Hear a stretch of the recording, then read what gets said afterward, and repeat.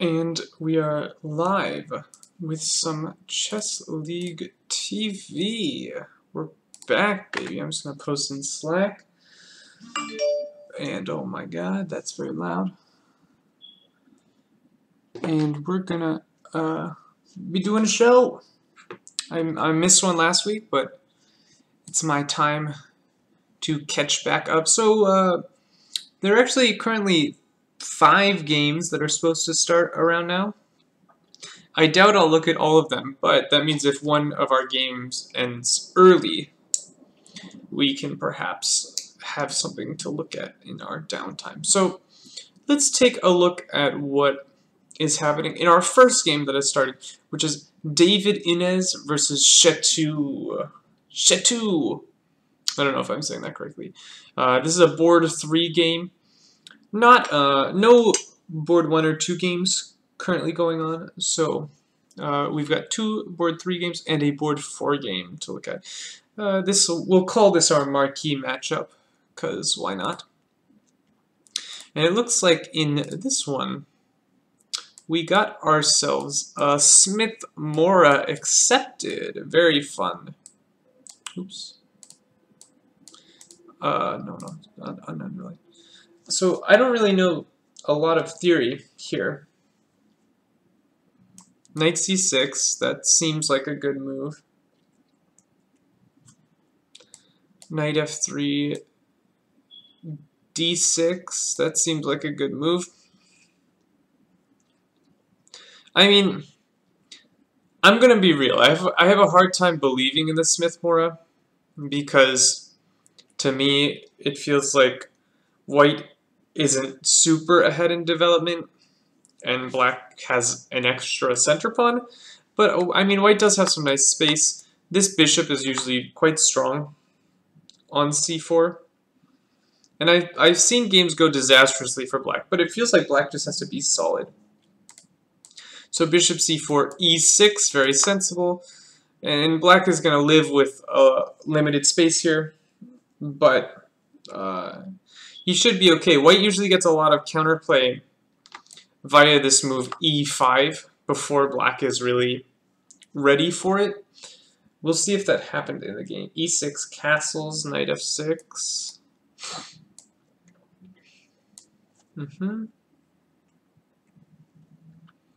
And queen e2. So it looks like white is indeed going for e5 with the possibility of rook d1 or bishop g5. It could be a little bit annoying. Bishop e7, black gets on with it.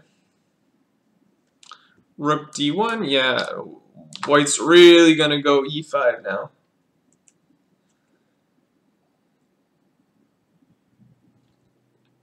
And here black goes bishop d7.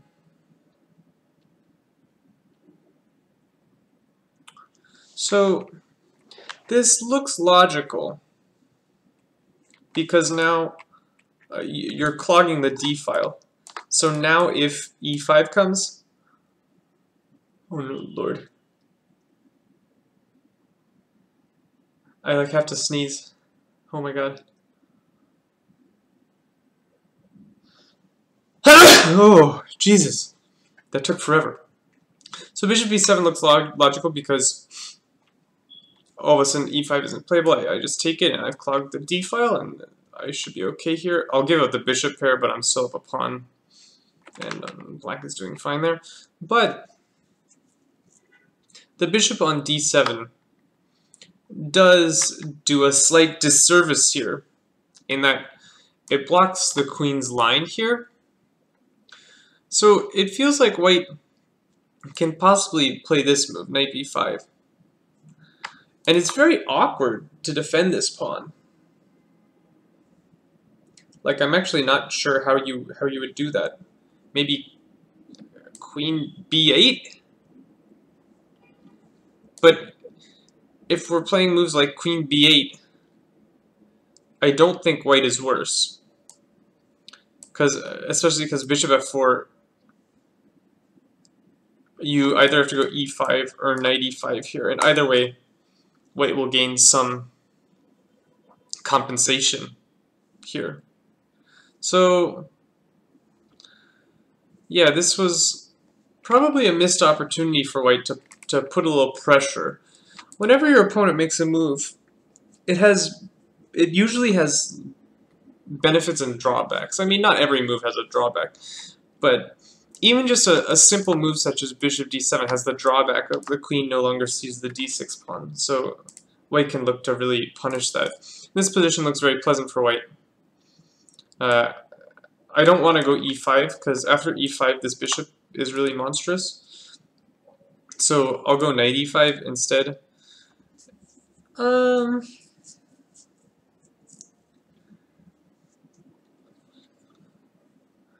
I wonder if I have tactics. I might have tactics, because now he's the only supporter of the knight, right? So can I play this move? And after takes, my idea is to take it. And this looks like it works for white. And white has 2 pieces. No, white's actually just down in exchange here. But I think white has compensation. Because there's this discovery threatened, knight g6 at least. Maybe even knight f7. But knight g6 is a threat. So you have to play some queen move. I don't know, e7. And here I have pressure. Maybe it's not objectively so good. Yeah, this might be okay for black. But this square is a problem. So you can't castle without giving back the exchange, which maybe black can do here, right? My point is I have this move. But this might be totally playable for black actually. Just move the queen somewhere. And I mean, oh, I've hung a knight. Let me not hang a knight. So okay, so I can play knight takes and not hang a knight. And this is probably okay for black. It's not great. This is a better piece than the knight, but black should be fine. So that's interesting. After bishop d7, white tried instead bishop f4, which is also logical, trying to put pressure here. But now, God, I still don't want to play e5. Because then he's permanently weak, this bishop is very strong. But maybe I go e5 and like a6 or something, and I don't let your knight come into b5, so you have a harder time pressuring my d6 pawn. I don't know. I don't like this position for black. It's probably fine though. Like, say I go e5, bishop somewhere, a6. But I gave up the d5 square. White has serious positional compensation for the pawn, because he has the weak d5 square, the weak b6 square. Yeah, that's not great. I don't like this bishop d7 move. But what do I know? Was e5 played? e5 played in the game. Bishop e3 and a6 played, not allowing white to gang up on the d6 pawn. And now white has immediately used the weakened square, gone knight d5. Here's black is thinking, you can't allow this knight to stay here. I also don't think you can allow this knight to take this bishop, because you've created dark square weaknesses on the queen side. I think allowing knight takes e7 will give you a problematic position. So I think here takes is virtually forced. Of course we wouldn't want to take with the pawn, that would cover up our great outpost square. So bishop takes, and I mean black's still up a pawn. This pawn will be weak until the end of the game. Black is probably fine here. I don't see black having any serious issues. Black will castle and have a good game. Actually, black went bishop e6. Oh!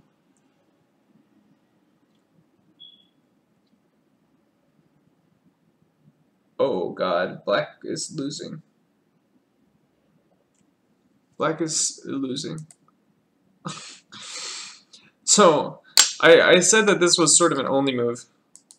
And I wasn't joking, because after bishop e6, white just flicks out this move, and black's losing in exchange. So, okay, in this first game, white is winning. White's just winning, because knight c7 is unstoppable. You have to move the queen somewhere. I don't even know where you put the queen. Check. Okay, I should have... That was the wrong square for the queen. I should guard the... Let me check on chat. I actually have my other screen open so I can see chat.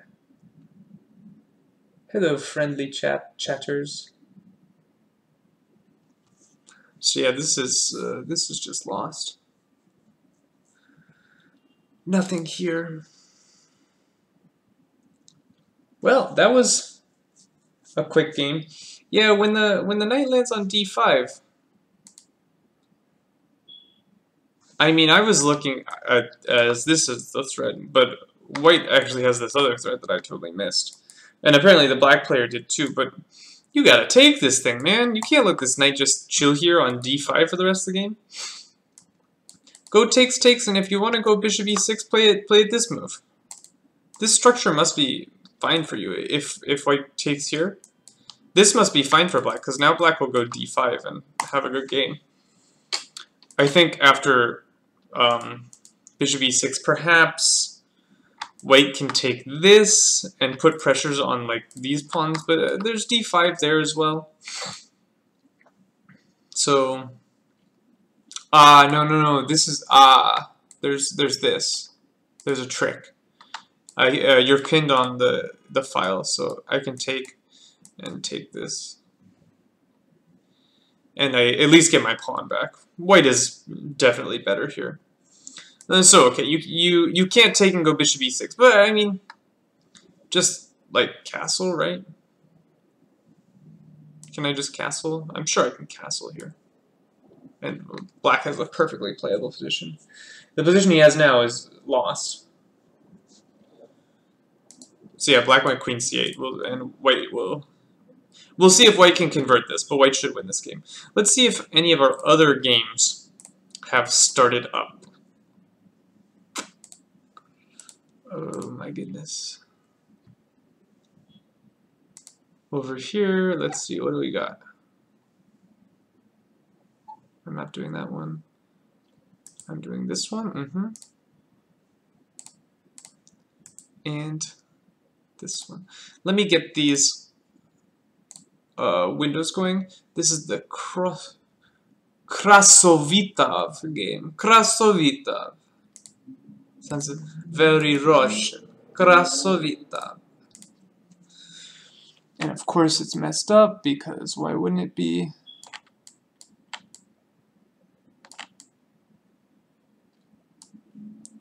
And the live board for Krasovitov.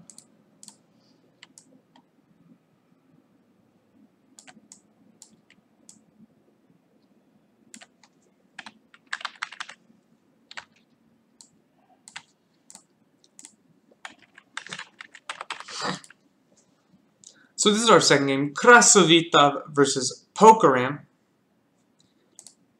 Let's take a look at what's going on here in this game. Gotta bring it up over here. My dual computer setup always confuses me.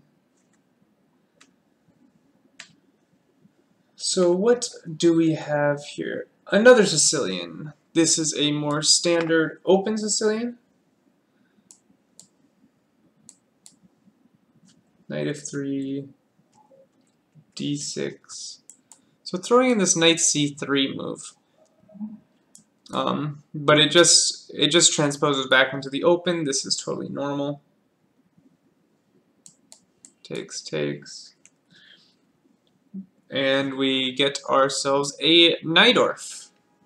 And white goes bishop e3, looking for the standard English attack setup. White can also go bishop g5. Those positions are very sharp, but bishop e3, very good. e5. And so, with this move, black kicks the knight away from the center, but he is voluntarily creating an outpost for the white knights. So, as is usual in the Sicilian, the game will now revolve around this d5 square. Knight b3, and here black goes bishop e7. Oh, which can't be a terrible move. Most people go bishop e6 here, because again, the game is totally revolving around this this d5 square. Bishop e7 is a fine move, but bishop e6 is probably more to the point. Bishop e7, f3, and h5. Okay, so h5 is interesting in that a lot of times in these positions, white goes like queen d2, long castles, and g4. So h5 is aimed against this g4 push, and the point of g4 is to go g5 and take away some of white's grip, or some of black's grip on the d5 square. Once again, it's all about d5. So this h5 move, I'm not sure it's a good move, but it does have some ideas related to the position. It's not allowing white to go g4, g5, and so white's going to have to find another way to take control of this square. h5, queen d2. That's very sensible. White has to develop and castle at some point. Bishop e6, of course. Long castles.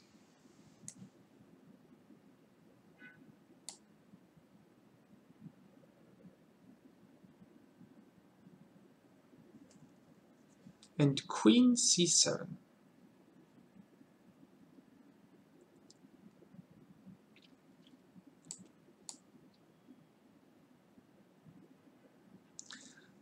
So, let's see ideas for white here. Black is a little bit shaky on his king position here, because black's going to have a really hard time going long, and black has weakened the short castle, so if he ever short castles, white can probably go g4 and just rip everything open. So, for now, it seems like black's king is staying in the center, which means I kind of want to rip open the center here. So, ideas are moves like f4. Can I go knight d5? If I go knight d5, I am going to have to cover up my outpost with a pawn when black takes, which maybe I don't want. Yeah, I like this f4 move. I want to open up the center. Black's king is going to be sort of caught here. Instead, white went king b1. That's a fine move, just stepping off the line. White's not in any rush here. We're not really racing attacks currently because black doesn't really have an attack and black's king is not castled, so white's going to play in the center. Black develops his knight. That's sensible. And here white goes knight d5. So white is choosing to cover the d5 square with a pawn. And I tend to think those Sicilians are okay for black. Like, when the pawn ends up on d5, it's usually not so problematic for black. Because black gets played on the c-file, and it's unclear where white's play comes from. Usually, it's going to have to come on the king side with f4, sort of striking at the center here, trying to rip it apart. But, yeah, I'm not convinced by this move. Because after bishop takes... Yeah, bishop takes was played. That's a good move. The problem is, if you go knight takes, this bishop ends up being a little bit needy. He's not so happy on this square. I mean, white can even trade for this bishop, which can be a very bad piece. With the pawn on d5, white's light square bishop is not a good piece. He's currently a bad bishop. Maybe black has to go queen d8 and trade him, something like that. This shouldn't be so bad. But okay, bishop, I like this more. The knight is actually well placed on f6. ed5. And b6. Okay, this was not the first move that would have came to my mind. The idea behind b6 is to go knight c5, clearly. But just because it's an idea doesn't mean it's a good idea.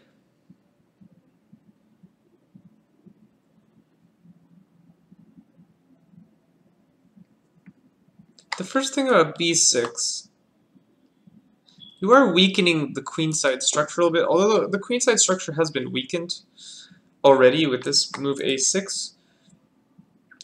But can't I play like sensible moves like rook c8?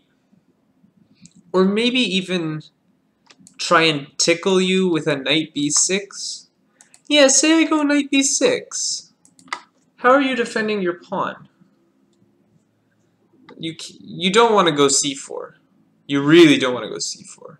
I just take it. So, if black goes like knight b6 here, I guess you do have to play this queen a5 move, so that the rook can guard. And the queen also has to be guarding this pawn. Yeah, you have to go queen a5. But now I go rook c8, I guard my queen, I'm ready to make a discovery. Knight takes. It's just going to win a pawn here. That's not true. The queen is protected, so knight takes, rook takes. But I'm also threatening this, so maybe you have to make some...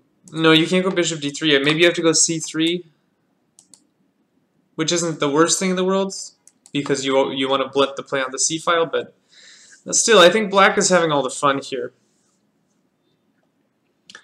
So I'm not sure about this this b6 move that got played here, because it feels like this knight c5 isn't really so impactful. Like, great, my knight's on c5. I mean, white can probably even take it and say, I don't care. Take it and play c4 and have a strong center.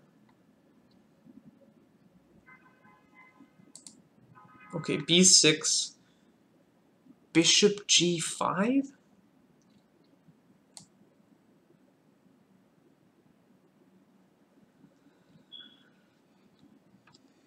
What's the idea behind this move? If I'm playing, I want to go f4 or g4. 100%. Just open it up. I wonder what he's worried about with this, or what he's playing for with this bishop g5 move.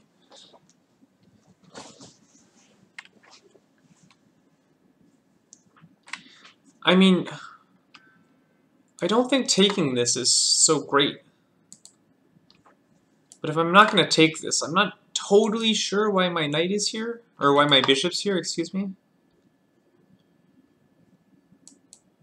Also, is there tactics? No, because this hangs at the end. I was looking at this. But things hang. For instance, takes, takes, there's this. But maybe even just take the knight. Oops, sorry. Knight d5, queen d5, bishop e7. And now I take, oh, hold on. I hung a rook. I can't hang that rook. That's because black's not castled, right? Black's king stayed in the center, that means the rooks aren't connected. So, yeah, black doesn't have tactics here. He's too underdeveloped to have tactics. But maybe black can castle here. I would be very scared to castle as black. I wouldn't want to play it. Yeah, I wouldn't want to play castles at all. Castles probably gets smacked by g4. Yeah, because this hangs, actually. So castle's just g4 right away. Should be good. Yeah, and white is going to open up a lot of lines here. I like white. The point is, you can't take because your bishop's hanging. So, yeah, I like this for white quite a bit. Okay. Bishop g5. Castles was played.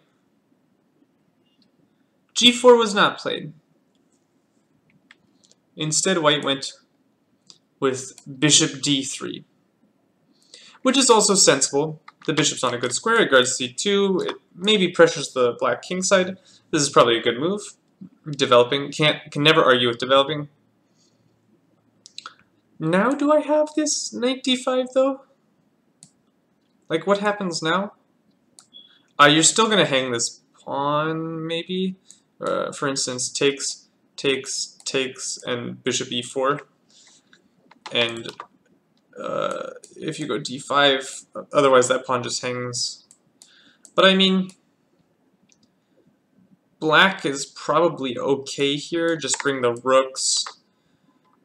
You have open files. Your structure's a little loose over here though, so I wouldn't be thrilled to have this position as black. It's probably fine though.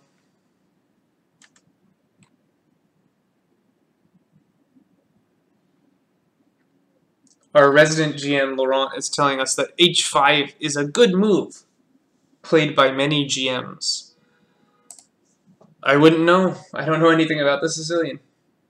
I'm going off the bits and pieces of knowledge that I have.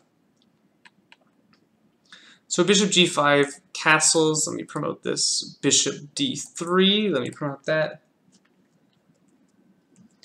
g6. Ooh. That's not a move you want to make. Because now you have problems on the king side. Yeah, now you have big problems. I'm gonna go h4, g4, h5. And you're gonna be in big trouble. Say I go h4 here. You play a move. I don't know what move that is, but you play a move. Say rook c8. And say other rook c8, so I don't hang my a pawn. g4. And if you take, I'm not going to take this back. I'm just going to go h5. And because you played g6, you're allowing me to totally decimate your king side. And you're just getting mated here. There's absolutely no way you survive this. I mean, if you take with the knight, I'm sacking the exchange instantly, like 100%. Well, also your bishop's hanging is part of your problem. So, haha. If you take with the pawn, because the knight is pinned, I can actually take. And after takes, you have really big issues. I have stuff like queen g5 or h6 coming, and it's probably mate. You're probably getting mated here, if I had to guess. So yeah, white is just winning here. This g6 move, very poor move. So maybe after h4, black should guard his bishop with like rook e8, but I think I still go g4. And if you take, I still go h5. And now, Yeah, you have the same problem because of queen g5 check. For instance, takes, I can take here, and queen g5 check, I win the rook. Very annoying. g6, bad move. It allows white to open lines on the king's side. I mean, what is white threatening with this bishop? All you do by g6 is you give me more targets to open up lines on your king's side. Go do something to me on the queen's side. Go make something happen. Play b5. I mean, man, you played b6. Play knight c5, right? That was your whole point. I mean, I think it's too slow, but you gotta try it. That's sort of why we played this way, right? With b6, we played b6 to go knight c5. So let's go knight c5. And takes, and b takes, I assume. And my idea as white was to go c4 here. I think white is a very pleasant position. But black isn't losing like he is in the other lines. I think black is literally losing after g6. Yeah, so g6, white played h4, very good move. The idea behind this h4 move is to fix these pawns, so after g4, you couldn't really close it anyway, but more so after g4, I have this threat of h5 pushing through, sort of ignoring this pawn on g4. h4 is a really good move. I think black's in big trouble here. He went rook f c8. Did white go g4? Yeah, white knows this. White understands g4. Let's go, baby. And this is so dangerous, black said, I'm not even going to take. So this is probably a good move, actually. And we saw that when black takes, he's like getting mated. Bishop f8, the piece was undefended, so it needed to find a defended square, and it's guarding the dark squares around the black king. But let me see, how can I open up your position? So taking is probably actually not good for white here. Because after knight takes, it's not clear how white forces through. Black is at least keeping the h-file closed for now. The white is still better, don't get me wrong. But I'm starting to have dreams of murdering you. Because you did some silly things on your king's side.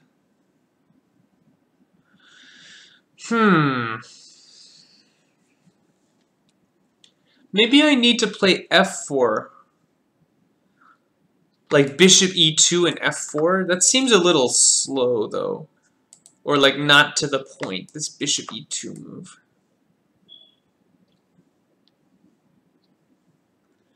Let me see, bishop e2.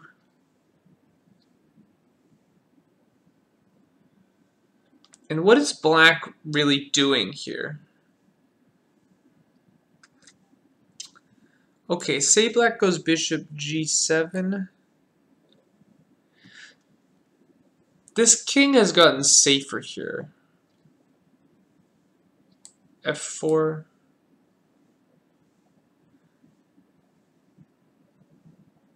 You don't have to take this.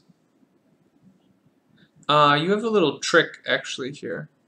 Not a trick, but... After knight e4, I don't think white's attack will go through, because white will, or black will always have this dark square bishop. That's a good move, knight e4. Yeah, it's not so clear here. I don't like my bishop e2 move. I think that's a bad move. Maybe I just take and play this position, and maybe now that your knight's over here on h5, I can go for f4. Yeah, maybe that's the way to play. Play f4 now. Because if you go knight takes, I'm going h5. I either take it and go h5, or I just go h5. I'll probably take it to be safe. I don't want to sack my rook just yet, so it takes h5. And your position is thoroughly depressing. Yeah, you lose. I mean, g5, I just bring the rook. Your position is awful.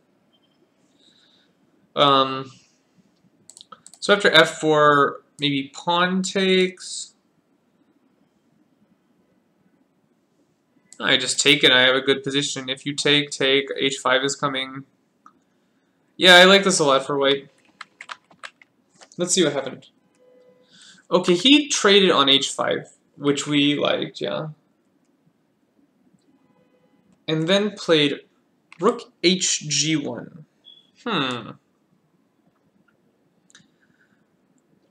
This is probably fine. I did like trying to force through on the h file. That seemed very strong. But rook hg1, the idea is probably to crash through on g6 here. Black has no light squared bishop, which will make this idea more effective. And really, black doesn't have enough counterplay right now to survive this currently. So after rook hg1,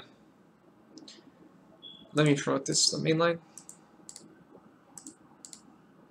It's not clear what black is doing to create threats of his own. So I think white is justified in playing in this slow manner. Maybe black has to continue to play some defense. Bishop g7. How am I going to crack this g6 point? This bishop's in the way a little bit. Where's he going? e7? That seems strange. That would be a strange move. I doubt that works.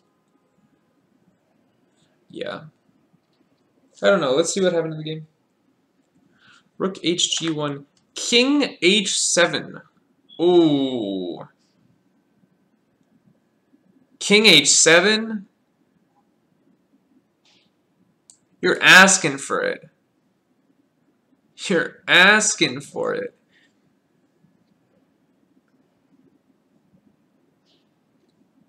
I gotta go f4 again.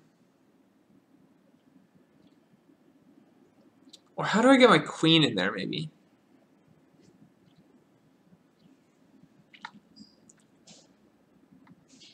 Maybe I can play something like queen g2, g4 that threatens to take the knight. That's not so stupid. Although there'll be knight f6 there. Maybe that is a little stupid. No, but knight f6 takes, bishop takes. So I'm giving myself too many moves, but like this looks very dangerous. This looks extremely dangerous. But I mean, you can also go f4. And if you do nothing, I'm going to go f5 and just totally screw you over. Okay, queen g2 in the game. This move makes a lot of sense to me. I think the idea is to go queen g4 and take. Alright, we spent enough time on this game. Let's look at our last game of the day, which is KJ Foster 17. Excuse me, I almost forgot the 17. Versus SGIS. And let me bring up my boards that I have to fix, because of course I have to fix them.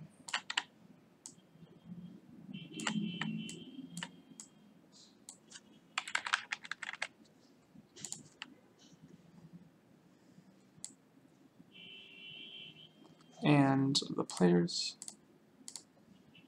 So this game we haven't quite touched on yet. This is a board 4 game. The other two games are board 3 games.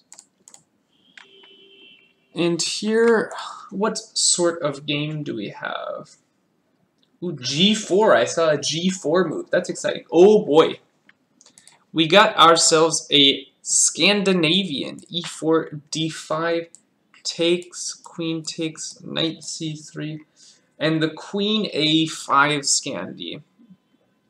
I've heard that currently people are thinking that the queen A5 Scandi is a little bit suspicious and that the queen D8 Scandi is what you want to be doing. I really don't know a lot about it, so I can't weigh in on that. All I know is this is supposed to be maybe not great. D4, that makes sense. Take the center. c6, giving the queen some retreat possibilities. Bishop c4.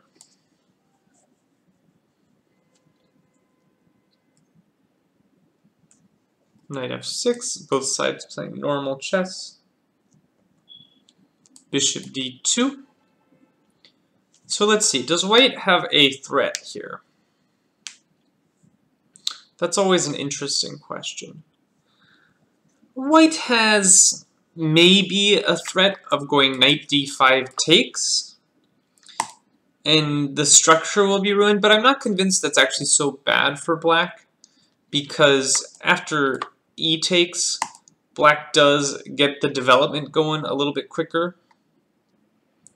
So I'm not totally convinced white actually has a threat here. Part of the point is that knight b5 or d5 to c7, this c6 move always allowed black to have the d8 square after this bishop d2 move. And black agrees. Black says, you have no threat. No threat, no problem. Here white goes knight f3. I think maybe white should try this, and the point is, after takes, I think you go ef here. Although, what do I know? Maybe you can go gf, but then your structure looks like really quite wonky. But after ef, white sort of has the long-term trumps of a exchange Rui, where white has the 4 versus 3 queenside majority, and black has the 4 versus 3 kingside majority, but black's majority is crippled. Black will have a much more difficult time creating a passed pawn. So, and I think this is even actually better than the exchange Rui, because white's majority is a queenside majority, which is generally easier to push than a kingside majority. So white's position is very good here. But knight f3 must be fine, develops a piece. Queen c7, black steps out of the threat.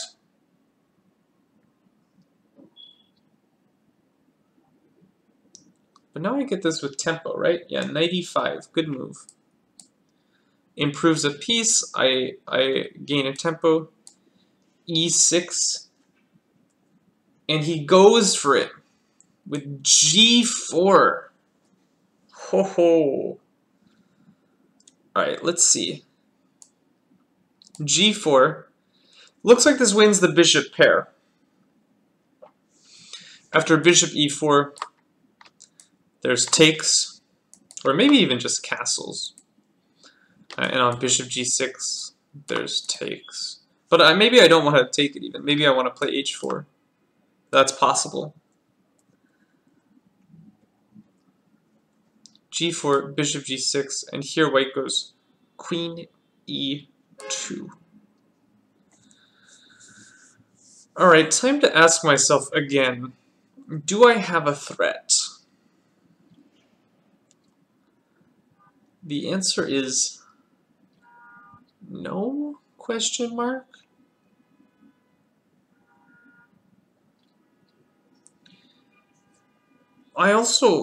This seems really ridiculous, but like, you did hang a pawn. Can I take it? I know I'm asking a lot of my position. I don't want this pawn. What am I doing? I don't want this pawn. I mean, white can probably just play a move like h4. Just the point is you can't go back to g6. And it's sort of unclear how this bishop is going to find civilization again. Or, ooh, if I move the bishop, I pose a threat. So instead of h4, I can play this move. And knight g6 is going to win some material here, I think. Yeah, knight g6 is going to win some material. Okay, let's not take it. So queen e2, black should probably develop his pieces, which he did, knight bd7. And here, f4.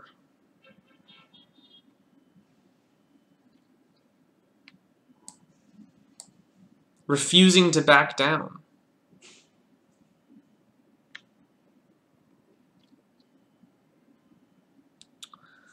Yeah, this is a really bad position for black.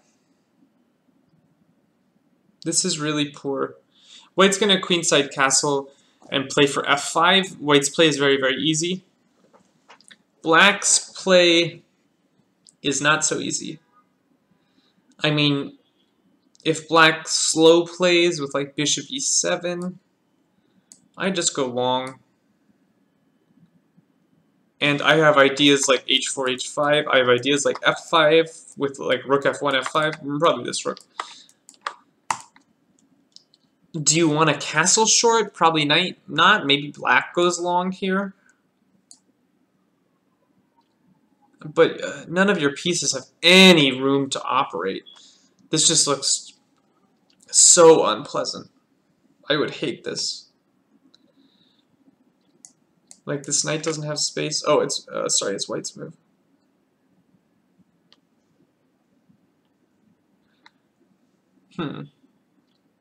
Ah, you have an issue with f5 here. Because of the f7 square. It's important. I can go f5. And you lose, actually. Is that true? Maybe you don't lose, because after takes there's bishop h5. But can I play bishop f7?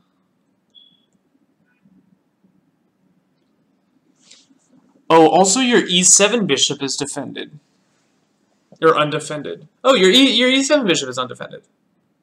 I win a piece. Yeah, you lose. Okay. This position is very difficult for black. This f4 move is probably very good. Let me promote this variation. Promote.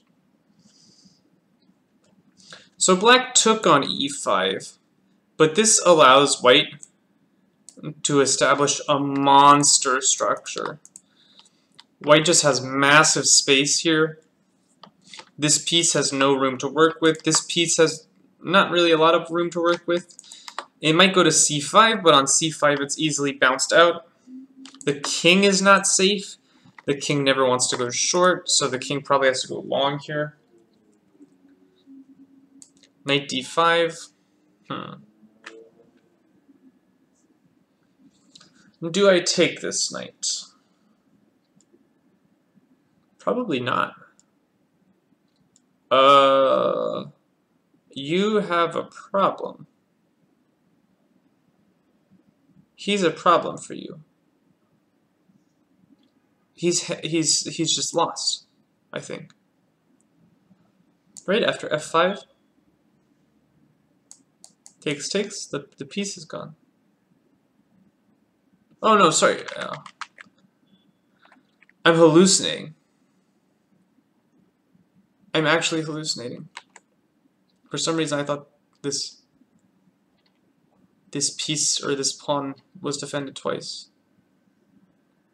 Okay, so let's just castle long, right? And black will castle long, or play bishop e7, maybe even bishop c5. And white just has a lot of space in a good game. So yeah, here KJ Foster is thinking for quite some time.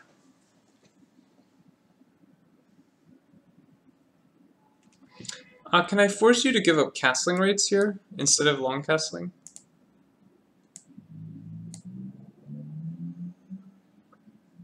Because if c takes bishop b5, that's really problematic. So, but I thought on e takes I could go f5, but you are hitting the bishop, right? So I don't think I have time to go f5 here. Because after f5, this is not great, because the white structure gets bollocksed here. White is still probably okay, but not exactly what you want. But I mean, white can go bishop b3, but that's not what white wants either. So yeah, don't take, just long castle. It seems like a good move. Anyway. Oh. Okay, white neither took nor long castled. White played h4.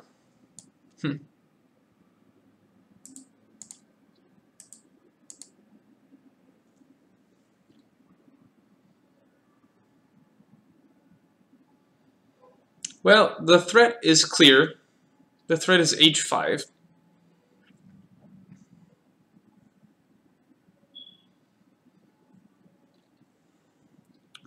So, as black, I cannot play... I can play h5. I could play h5 here.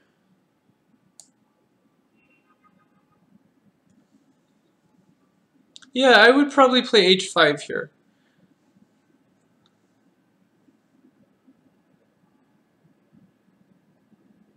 Because you don't want to take this. That ruins your kingside structure and brings this piece to a safe square. Yeah, as white, I think you just have to accept that your structure is going to get a little messed up here. You really don't want to play g5. Giving up the light squares like that, that gives black's pieces a lot of room to work with. And then you don't really have anything on the king side. Again, I don't think you can really go f5. Because black just takes twice. And so, I'm not so sure about this h4. It actually gave black like something to do. He gets to go h5 with counterplay. Yeah, I would have long castled here. I don't think this h4 move is necessary. Because previously, so if you long castle and black goes h5, I just go like h3. And my position is really good.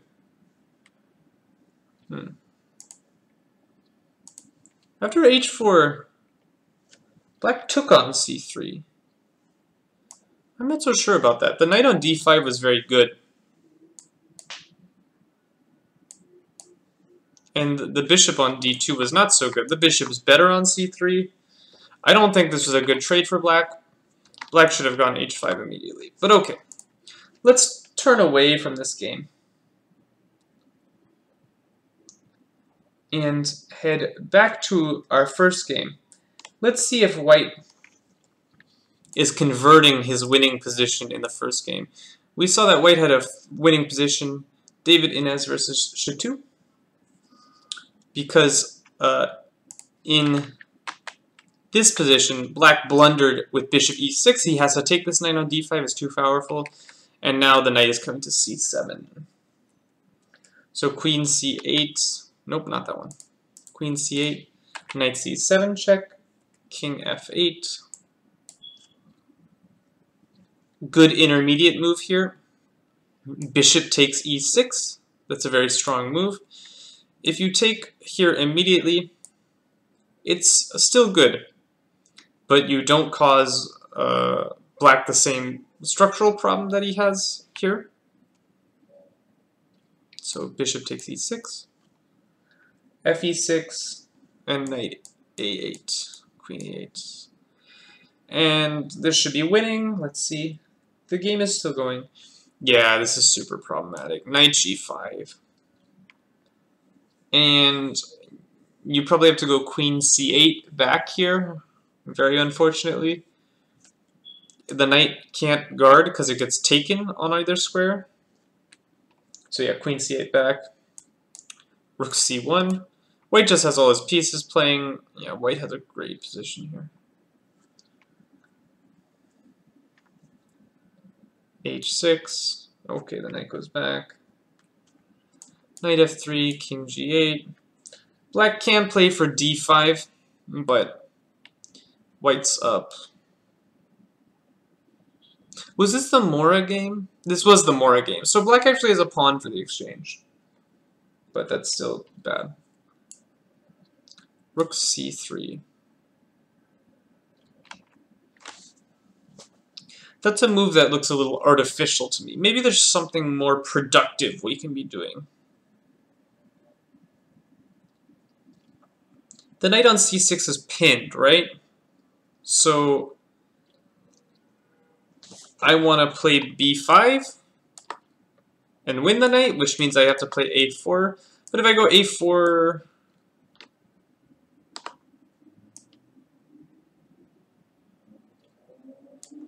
a4 like queen d7, and I've created weakness here.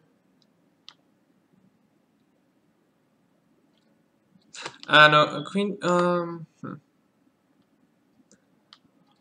trying to make, on queen e7 there's this pin, but the knight is guarding it, and I can't make anything work there.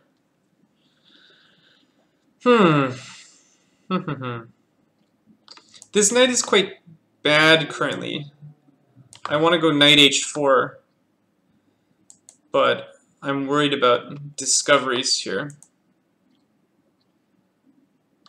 Also, maybe knight h4, maybe just king h7, and the knight on h4 looks quite silly. Yeah.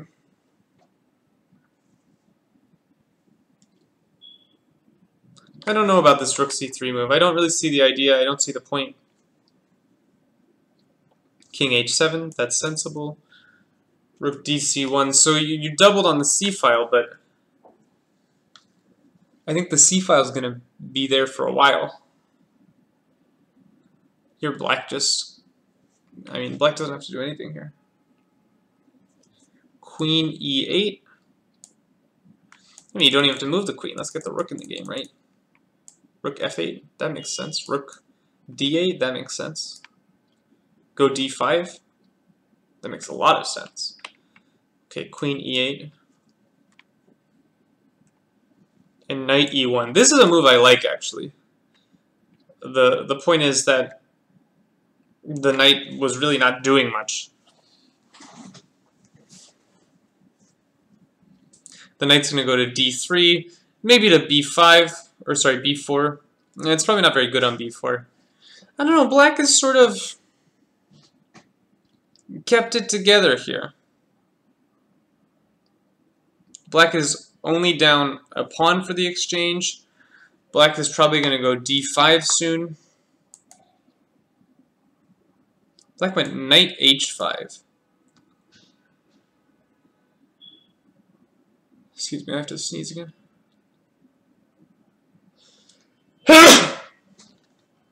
Can't say this is what I was expecting.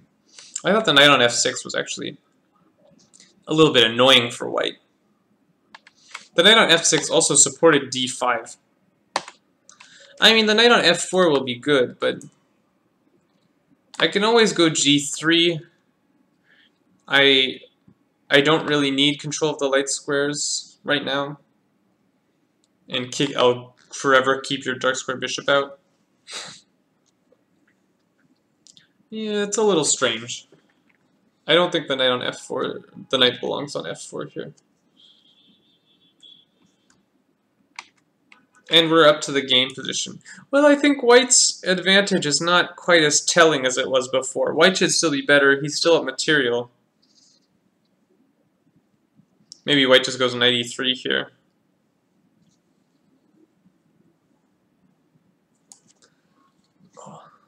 Excuse me. Yeah, white should be okay here. The knight is on a better square. It is surprisingly difficult to actually make progress in this position, I must say. White needs to stir up some trouble on the queen side here. White should still probably go b... Yeah, the knight on e3 supports b4. This is good. Yeah, white's position is still good. Maybe not as dominant as before, but white still has a good position. Alright, let's check in on this crazy Sicilian we had, where white was playing very forcefully and very well, actually. This was Krasovitov versus Pokeram. We just left it with this queen g2 maneuver, which I thought was a good maneuver. Yeah, white played this very strong sequence where black went g6, so white went h4, tore it open. Black can't really take because of h5. And here takes. And I was advocating for f4, but white went rook g1, which is also good. Rook hg1 to be precise. And king h7, it's just so, like, stepping on, not that diagonal, stepping on this diagonal, it's really, really asking for the beatdown. Maybe he was worried about bishop h6, trading the bishops. But I don't think that's the thing to be worried about here. In fact, if bishop h6, you can probably just go bishop g7 and refuse to trade on white's terms. So king h7, And white just played queen g2. I think his idea was to go queen g4. Let's see. Knight c5, knight takes c5, bc5, yeah, and queen g4. And black's in a lot of trouble here. Black's in serious trouble, actually, because if the knight moves, I'm going to slam h5 on the board like a ton of bricks. So say like knight g7. Or knight f4. Well, knight f4 I take and play h5, so knight g7. I'm thinking if I can play h5 right away. The answer is probably yes, because say I go h5. Oh, it's absolutely yes. I forgot this was pinned because you played king h7. So h5 you can't take because you get mated. Very sad. So you can't move your knight, which means you're going to have to move the king. So, okay, king g7. I wonder if I can take this because of discoveries here. So, on takes, I have at the very least this check, and I get my material back. Do any of these double checks lead anywhere? Stuff like bishop f6 just gets taken, right? The king will actually be safe here of all places. So like say I play... Basically, the king is going to be safe here or here, depending on what diagonal I pick. So if I go like bishop e7, king h6, I'm not mating. And if I go like bishop e3, king h8, again, I'm not mating. So I think I do have to go for the queen here. Check. I think you have to step up, because if you go king h8, I have this, and you're probably mated. First of all, this is a requirement. And I don't want to give you that square, so I'll play this, and I think you're getting mated. So, bishop d8, you have to step up. And what's going on in this position?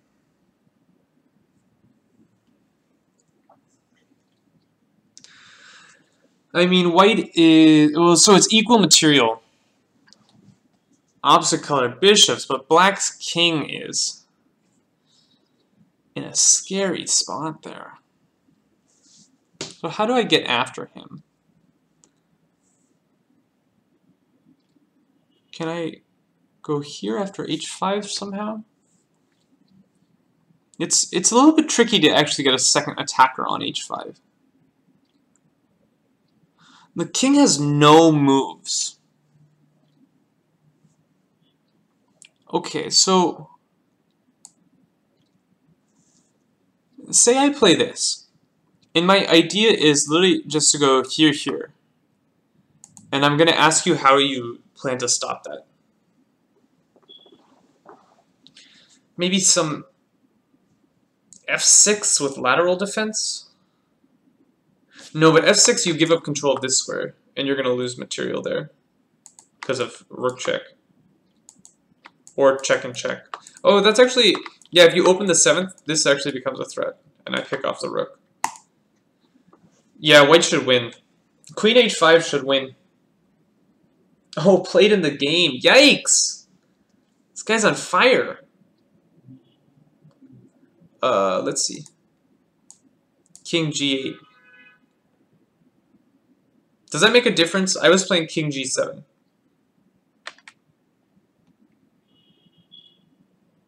No, it shouldn't make a difference. It shouldn't make a difference. So king g8, queen h5. Good move. And he didn't even take it. Black said, no thanks. Have your piece. Yikes. And white said, alright, I'll have my piece. Yeah, white is winning. Queen b7 and bishop c1.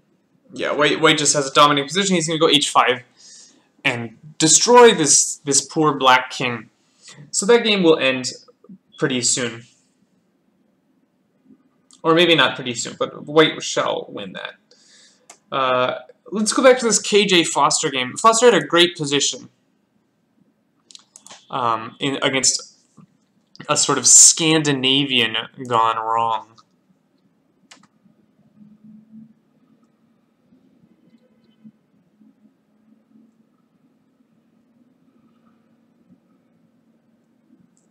So we left it here with h4. Black had taken on c3. Sorry. Black chose to take on c3 here, which I didn't like. I thought this knight was actually better than the c3 knight. He's improving this somewhat iffy bishop on d2. Probably not best. Sorry, National Patzer. I just saw your chat stuff.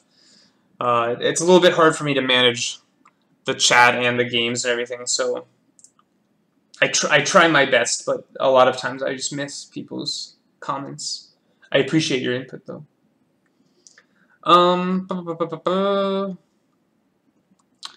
What game is this? This is KJ Foster. So bishop c3. Black went h6, a little bit more timid. I would still like to see h5 from black here. h5 sort of calls into question white's space on the king side. Here, I mean, white's just massively better. Queenside castles, bishop e7, and here after a move like h5, this structure is super problematic for black, because if black ever tries to break down the structure, he's going to end up with weaknesses. For instance, now if black ever goes g6, he'll either end up with a weak e-pawn or a weak h-pawn. If he goes f6, he'll either end up with a weak e-pawn or a weak h-pawn. So this is just a really disastrous position for black. Yeah, I mean, black is basically lost here just due to lack of space. As white, I think I can just double rooks and have a very good position. Yeah, I think white is close to winning here. This structure on the king side is just so paralyzing to black. I can maybe also look to break through on the king side at some point with a timely f5 or g5. Let's see, can I get g5 working? No, so g5 is bad because bishop takes g5 comes with check. So maybe I just play a move like king b1. And I say, okay, black, what are you going to do? Make progress, right? I have this space advantage that's going to last me forever. Or maybe I can go for f5 instead. The thing about f5, this might be a problem for you. And the reason is, if you take this, then it's similar to that other game. I don't think I take here. I think I just push through. and you have very serious problems with your king side. For instance, if you go f6, well, maybe this is okay, actually.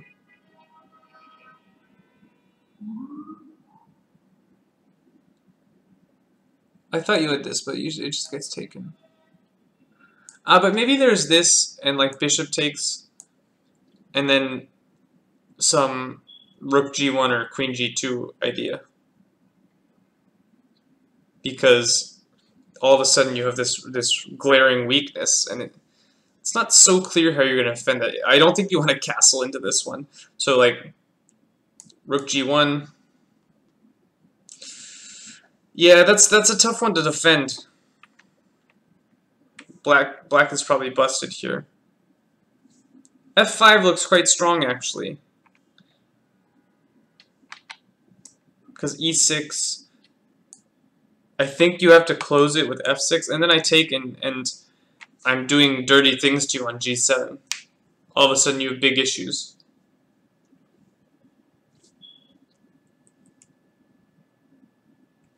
Oh, okay, interesting. So, white in the game, instead of my h5 move, white played f5 right away. This is actually probably, well, I'm not going to say better. It's probably similar, right? Because if you take it, I'm going to go e6,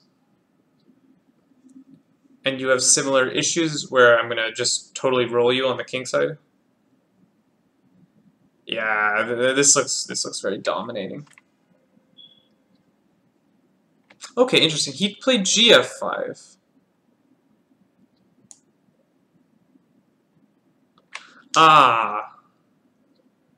You're gonna run into big issues here on f7. Oh, yikes! Yeah, I see the point here. This is actually very strong play. The point is, after bishop f5, I just attack this bishop, and there's no good decision for this bishop. If you go bishop e6, I'm going to take it and go queen h5. And oh, I didn't even realize this is actually mate, because I've got two slicing open files for my rook. So it's just mate after g6. So bishop g6, unfortunately,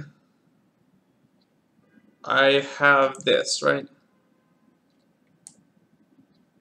And you're getting busted on f7. Yeah, nice play from white. Very powerful. This f5 move, probably better than my h5 move. f5 and not e6 here, sorry. Just taking taking on f5. That's a very good move. And when bishop takes, asking the bishop a question, where would you like to go? And the answer is not really anywhere. I think you can also try to defend the bishop. If you defend the bishop, I can take it? Question mark. And go rook f1. And again, you're running into problems on f7. So that looks quite good. Yeah, this is a disaster. Good, very good play from white. Black had his king in the center, and he never got castled. Probably because he was scared to castle kingside, but when that happens, bad things happen. White played very powerfully, opened up the center, and now Black's king is just getting caught. And Black's in a lot of trouble. His rooks aren't connected. None of his pieces are playing. It's just winning. So all three white players have had winning positions. I'm not sure the first game is still winning. But the last two positions we've seen from white have seemed very, very winning. Alright, let's briefly revisit our first game, David Innes versus Chateau, where David won an exchange quite early on. So we saw knight e1,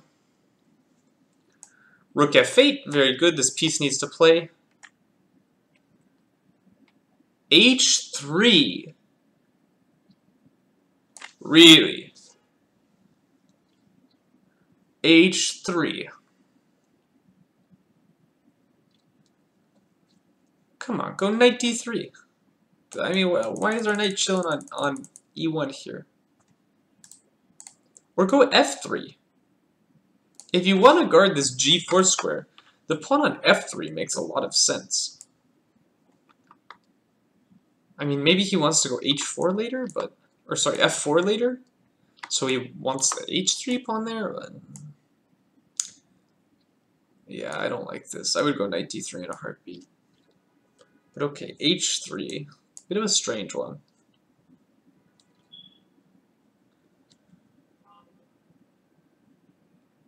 Oh, sorry, this was... Was the knight already on h5? No, now I'm confused.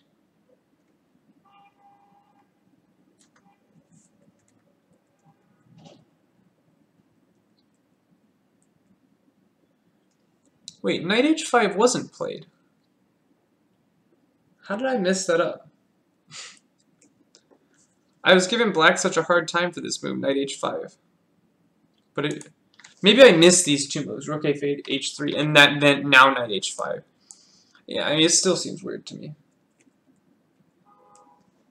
Knight h5. But now that white's played this h3 move, g3 is slightly less attractive. I mean, white could go g3 here, but... No, white can still go knight d3 here. And queen g4, though. Okay, so white's taking aim at the e6 pawn with queen g4. But is this such a huge problem? Like, say I defended with, oh, I don't know, rook f6 or queen d7. I feel like we like put our knight on e1, and then we've sort of been lazy about getting him back in the game. This bishop's like looks nice, but isn't really doing anything. So maybe he would rather be on a square like e3.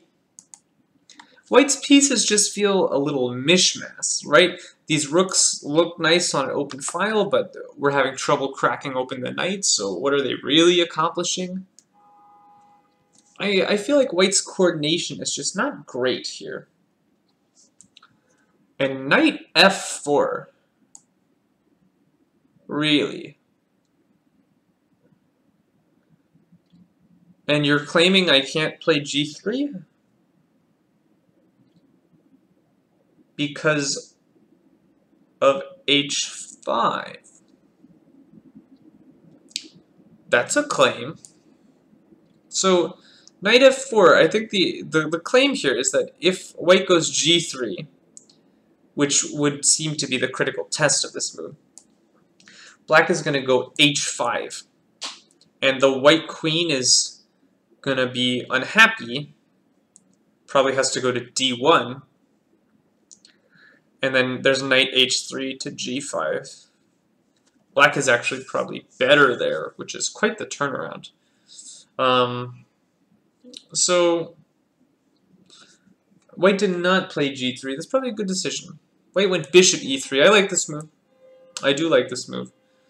The bishop had been sort of floundering out here for quite some time. So bishop e3 seems very sensible. Just bringing the bishop back into the game. I don't know if I'm going to take this, but I'm at least going to make you think about it. Maybe I'll go knight d3 first. I'll go knight d3, and then I'll think about taking on f4. And if you take me, I'm fine with that. Then I put my rooks on the d file where they're actually accomplishing something. Yeah. I'm not sure about this knight f4. Bishop e3 is a good move. Maybe I just go rook f6, queen f7. And I continue to put pressure on the white king side.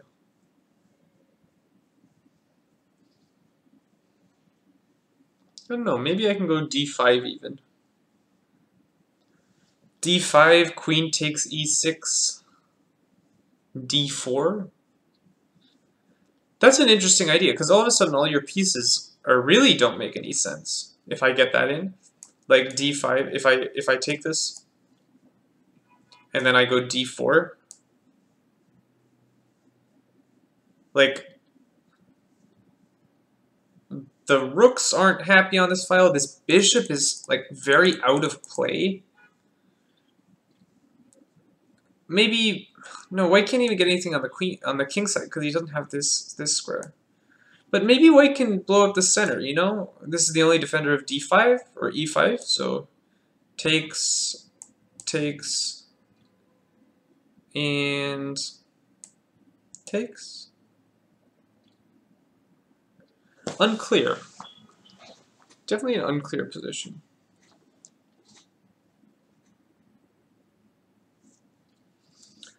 Not the position we have in the game. Knight f4 played. After bishop e3. I do like black. Black has some activity here, but black has an issue to solve. This piece might come under too much fire. Knight d3. Knight d3 is coming.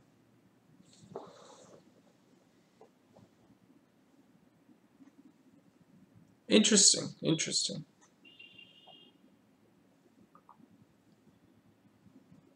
Maybe white can also take on e6.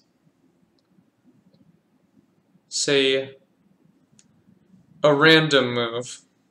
Well, there's no good random move here. Black can go something like rook f6. Then I go knight d3.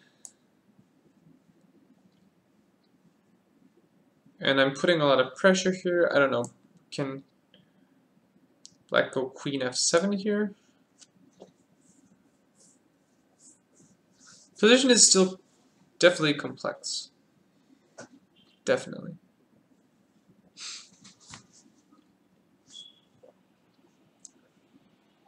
Let's see. Did that Krasnitov game end? No, the game's still going. It really shouldn't be. Let's see white's technique in this Krasnitov game where he won a piece. Bishop c1, rook b8, b3. I don't know why we're playing b3. Why would we weaken our position like that, right?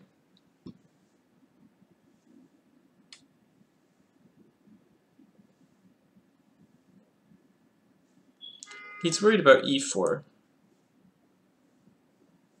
Throwing a third attacker here. But okay, white can just go like c3. C3 might not be a good move because there's going to be bishop takes c3 ideas. Well, okay, maybe I can stop you. Maybe I go bishop e4. Yeah, that's a good move, right? I'm not going to let your dark square bishop do anything.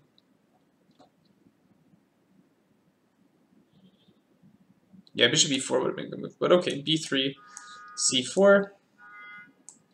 Bishop takes c4. The point is you can't take that yet because the queen defends. Queen b4. Bishop d3.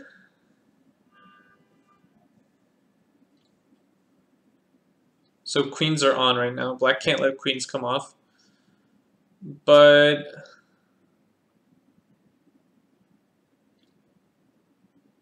is there this?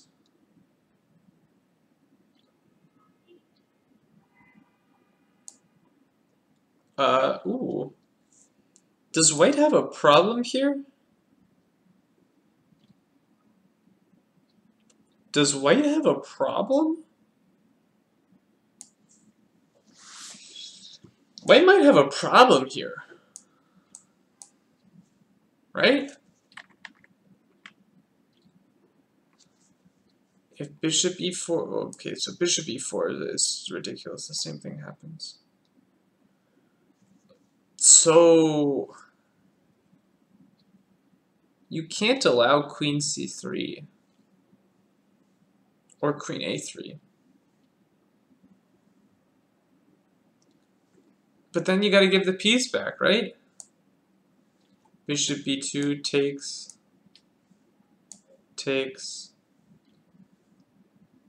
No, but this must fall apart. You're going to lose c2. Yikes. So e4 played in the game. This was found. And white's in trouble here. A huge blunder. What happened here?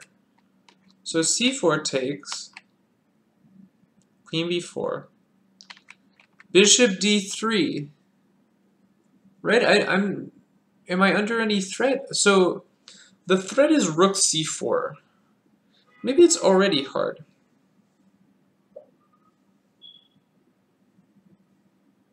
Ah, but okay, I do have one move that saves this, but it's already a little shaky here. Bishop b2 is okay because I'm covering my king, which means I'm not pinned anymore, so I can play b takes. But this got real scary really fast, probably because of this b3 move.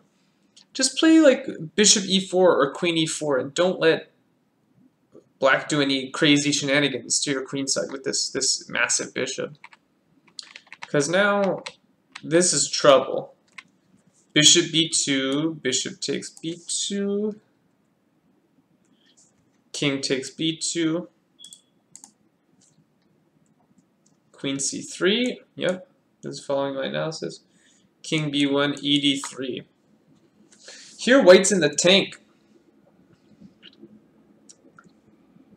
Yeah, I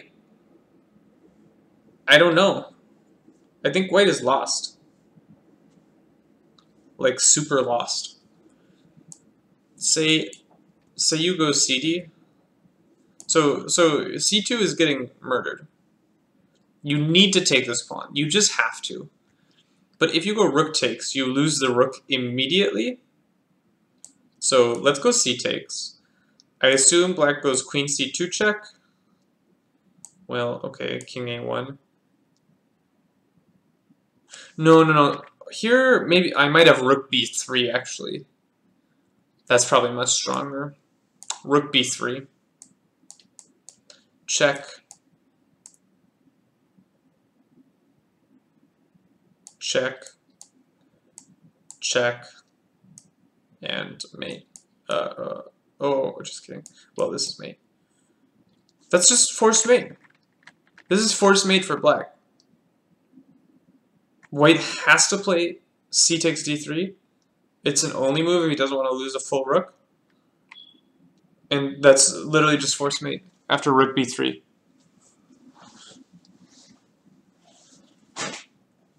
Yeah, white is just busted. White went from being a piece up to just being totally busted. Yikes. Yikes. The technique, man. We gotta show better technique. b3 is not good technique. Don't give black weaknesses. Don't let black activate its pieces. Shut everything down with a move like queen e4 or bishop e4. All of these are sensible tries. Here, black really doesn't have much. Not much to do, as they say. So, yeah. Yep.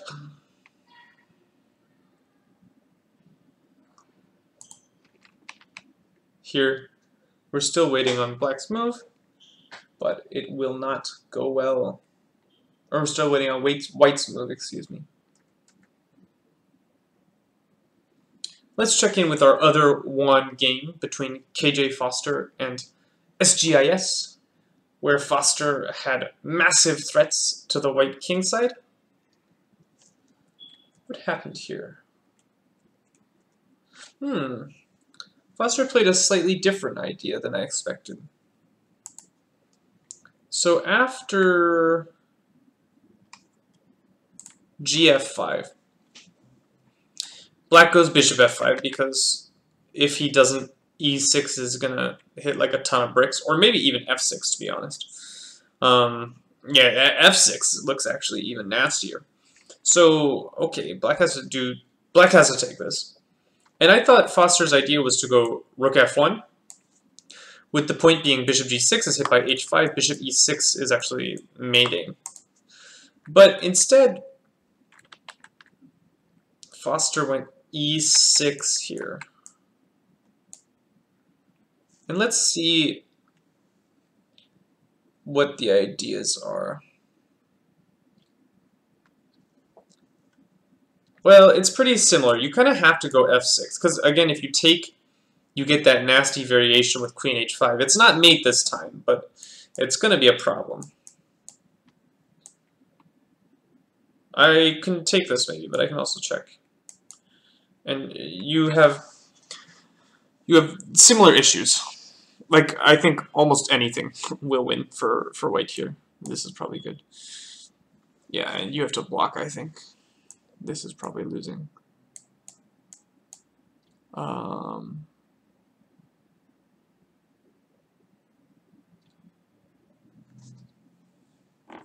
do I do?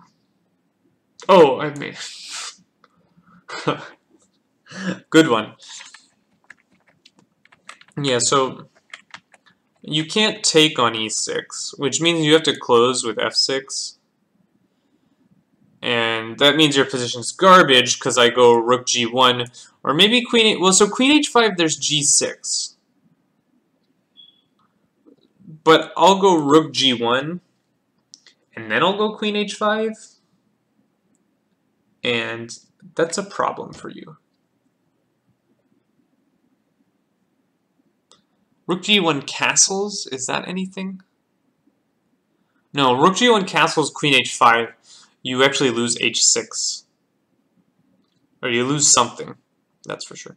Wait, no, queen h5, g6. No, okay, he hasn't castled yet. Yeah, misvisualized. My apologies. Yeah, rook g1 looks like a killer here. There's probably other very good moves. Maybe some queen move is good. Maybe this move, rook d7, is good. Put a rook on the 7th. Can't be a terrible move.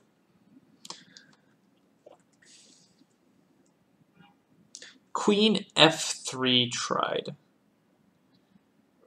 Okay, so he's taking away black's check, attacking the bishop. I don't know if it's best, but it's probably still great. Bishop h7. Oh. So yeah, this move is problematic, and the reason it's problematic is now Foster gives the check, and before you were going g6 and everything was hunky-dory, but the placement of your bishop has made your life very sad, because after g6 I take on h6, my threat is queen g7, attacking everything. Yeah, this is just falling apart after queen h5. Good move. Good move. White is just winning. This series of threats is too strong, and if you don't, well, so you can't play king f8, right? So the only move is g6. I don't know why black is thinking in this position. Like, I literally don't know why black is thinking. You have to go g6. White takes h6. This is a massive threat. You have to play bishop f8, I think. That seems like an only move. And then I just move my queen anywhere. And you're still not ready to castle. I'm threatening bishop takes f6. Like, oh my god, your position is it's a dumpster fire. Your position is actually a dumpster fire. So, yeah, I mean, you just have to play g6 and pray. So let's go back to our last competitive game. This is the most interesting game we have currently. The game between David, Inez, and Shetu. This is not the game position. This was some analysis of mine. We reached this position after Queen G4, Knight F4, Bishop E3. Here Black went H5. So I think Black is hoping for a blunder here, so he can go Knight E2. But this is very weakening. Black's king position is getting ever more precarious. I just go Queen D1, right? And your H-pawn can't go backwards, so your H-pawn's going to be weak out there for quite some time. Queen G6. Okay, so you've paralyzed my knight. I can't go Knight D3 anymore.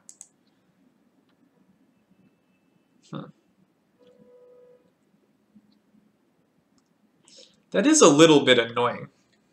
I'll admit it.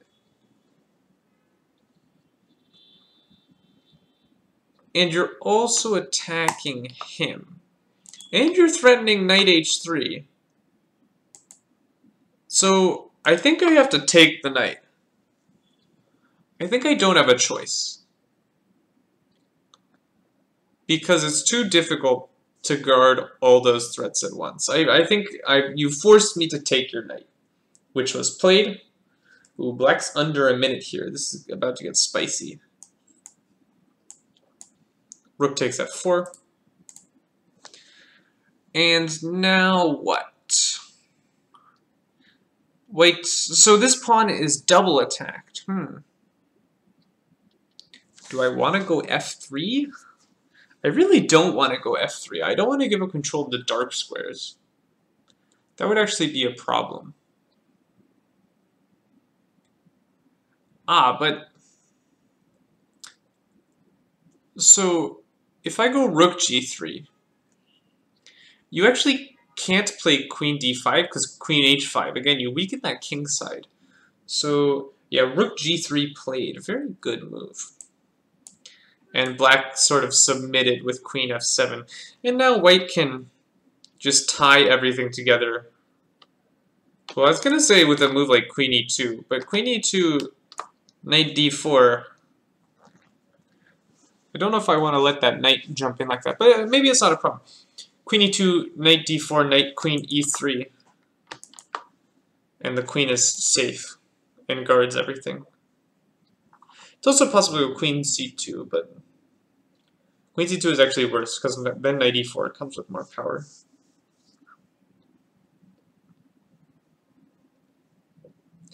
Is there some other way to guard all my stuff? I could go F3, but again, F3 weakens my dark squares, and actually F3 traps my own rook. Not a good move. Knight D3. Well, isn't that a pawn? Am I missing something? So White goes Knight D3. Isn't that just an e-pawn? I think it's just hanging. This seems very strange. That was a very important pawn. That was not just any pawn. That was the e-pawn holding all of Black's pawns. I think this is a big blunder, actually, because after Rook E4, Black gets, like, just rolls the pawns. Yeah, Rook E4 played. Queen F3. Now, this is even stranger to me. We just like gave up the only thing holding Black's pawns back, and now we're going to trade into the endgame where the pawns are more powerful. This seems like a series of bad decisions. Trades, I assume Rook takes.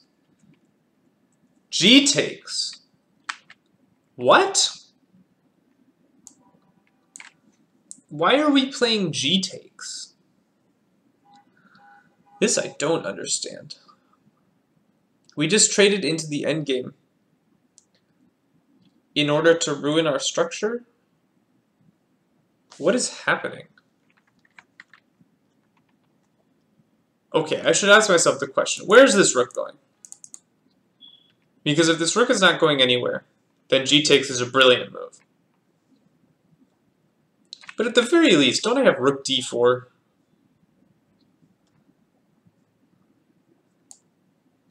I mean, I don't think I want to go to the 7th because of king f1. But even there, like knight d4, it's not so clear why we ruined our structure. I don't think we have... This is very nebulous compensation. Rook d4, yeah, not going to the 2nd, that's probably fine. Knight e1. Now I will go rook d2. You're not going to harass me with your king. Black is much better now. Black has 2 pawns for the exchange. White's structure sucks. Black has all the center pawns in the world has ever seen. So rook d2, rook c2. Yeah, I mean you can't let that rook just sit on the 2nd. That's too brutal. Black took. That's fine. The ending should be good for him. This rook is sort of ridiculous. And knight d4. Takes.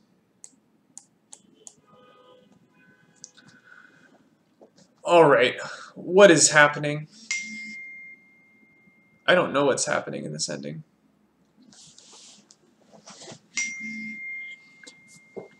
I feel like Black might be a little better here. But maybe White goes f4. And maybe that's a little bit annoying for you. Because after f4, your central majority is actually not very mobile. So I'm going to go f4 and then rook d3. And you have some issues making progress. Or maybe even rook b3 and go after your queenside pawns and say you're not really going anywhere with your majority. f4 looks like a really good move to me. Just halting your progress. Although maybe after f4 just e5, right? But again, these pawns are weak. I don't want to take that because then I straighten out your structure. I just go like this. And I win a queenside pawn here. Yeah, this is a little suspicious for Black, I would say. Maybe back here, Black had this really great rook, right? Maybe Black doesn't want to trade off his really powerful rook. Because he trades off this nice rook, and then he trades off a knight that's better than White's knight. He's taking unadvantageous trades. This rook is better than the white rook. Here, this knight is better than the white knight. So that's like 2 trades where he's trading his better piece for his opponent's worse piece. It's probably not great. f4, g6? Really? Well, you got this position. White played f4, Black played g6. Well, I'll just take all your pawns. What are you going to do?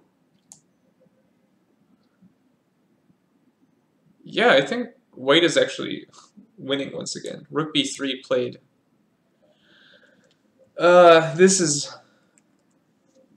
bad news for Black, this ending. After rook a3, he's just losing a pawn. There's threats coming along the 7th rank, too, to his bishop.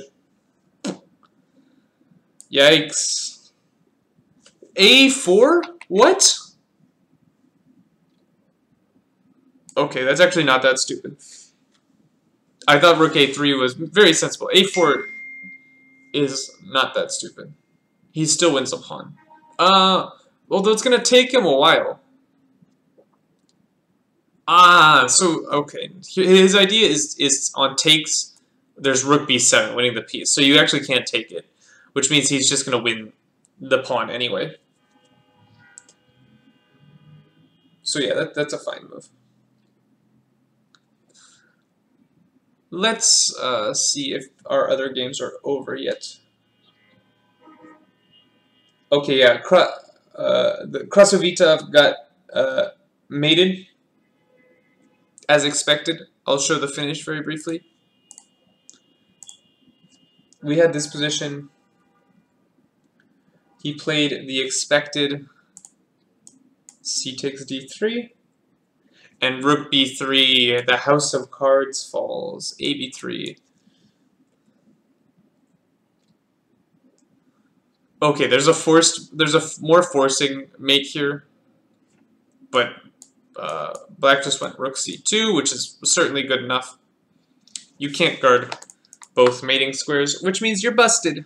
Actually, that's just equally forcing. What am I talking about? Both sequences were very forced. So here, black wins. Well played. In our Foster game, hold on. Okay, that's interesting. That's a defensive try that I didn't see. We had this this position after f6, queen h. No, not that one. f6, queen. Oh, yeah, queen f3, queen h5. With the point is the bishop is now on h7, so after g6 takes. And here I was going bishop f8. Black found an interesting try, which is bishop d6. And what this does is that this threatens the fork, while also uncovering the defense of the 7th. And here white just played sensibly, said, no fork, get out of my house. Here, yeah, bishop f6 is coming.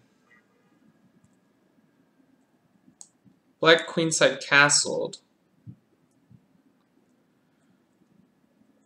And I think white just takes on f6. That's a fork. I'll take an exchange.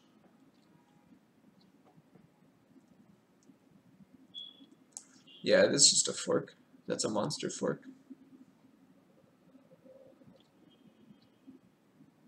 Bishop f6. Let's see if he plays it. Because this should really end the game. After bishop f6, I don't really know how you continue this game.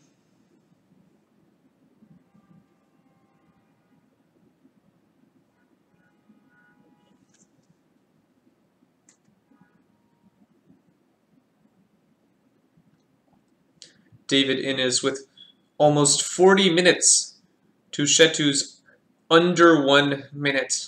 Not looking good for Chetu at all. That's not what you want to see. You don't want to have, what is that, 38 minutes less than your opponent? It's a tough spot to be in, especially when the time control is only 45 minutes. Yeah, that's a rough one. Oh, I forgot to change the overlay. Here's KJ Foster. Yeah, he played bishop f6. It's a good move. He's going to win material here.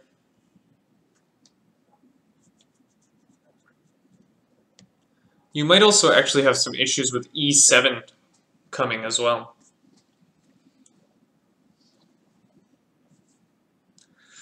e7 can be problematic, cutting communication from the queen to the bishop. So queen takes h7 can potentially be threatened at times. Yeah. Yar. That's a JJ. Yar.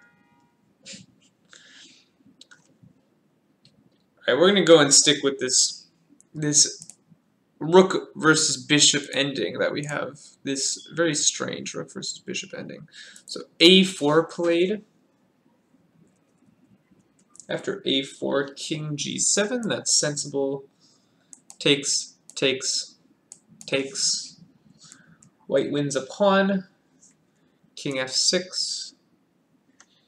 King g2, e5. King f3, king f5. What's very annoying for black is black would love to push e4 check. Then he'd actually have some serious chances, but this rook is actually doing a very good job pinning along the 5th. And now it's white to play here. As white, it's probably time to get your your passed pawn rolling, right? Go b4. Go something like b4, rook d5. Well, maybe don't put the rook on such a vulnerable square.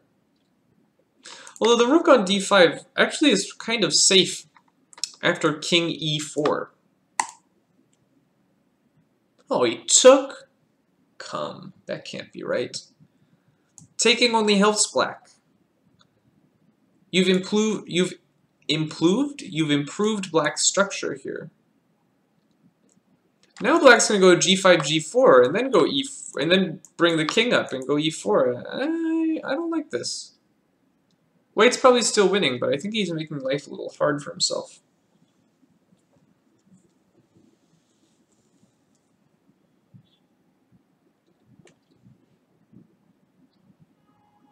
Yeah, White needs to get this bad boy going, because black has a very clear plan of just storm and bringing those bad boys down the board. Maybe you can play this move at some point too, so the king doesn't have the g3 square. If you don't have the g3 square, I get the f4 square. All of a sudden I'm in business. This one. This one. I go check. You don't want to do that. I wanted to play e4. I don't like how White is handling this ending whatsoever.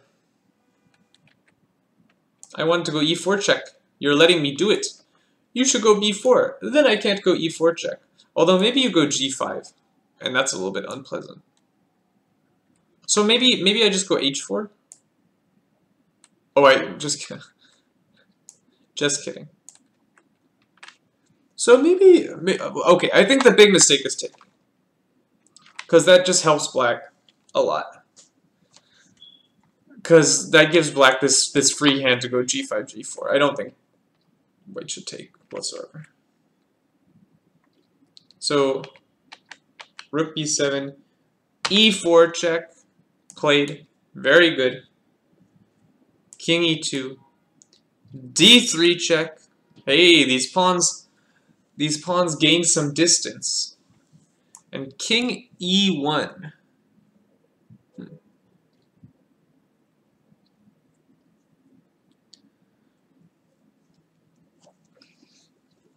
So as black, I actually have a pretty clear plan.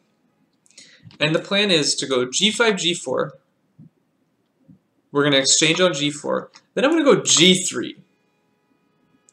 And when I go g3, I'm going to pose you with some problems. Because if you take it, I go e3. And all of a sudden, these two guys look a little scary. So first I got to move my bishop, right? I'll go to f6 to block checks. Why not, right? You push your pawn because I don't know what else you're doing. g5, you push your pawn because I don't know what else you're doing. g4, takes, takes. You push your pawn. g3, takes. e3.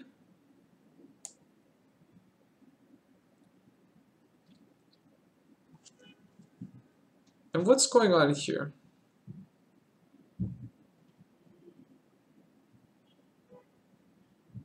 So you have to move the rook. Maybe the rook belongs on f7. Oh, no, this wins for White. This is dead winning for White. Because after you move the king anywhere, it doesn't even matter. I just take. And you can't stop me queening. So, okay. Oh god, I went way back. So I need to do something about this.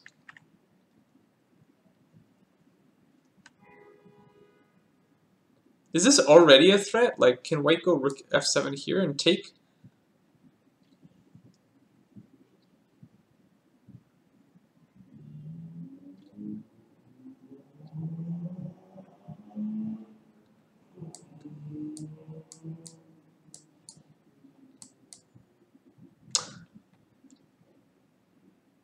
No, this is different.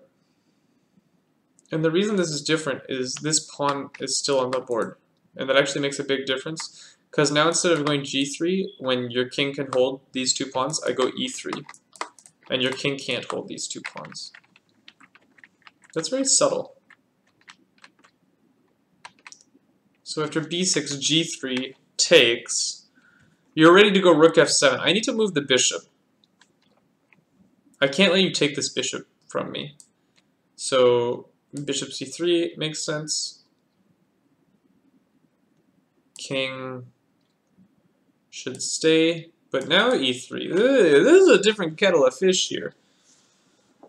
This is a... I don't know about this one. What's happened in the game?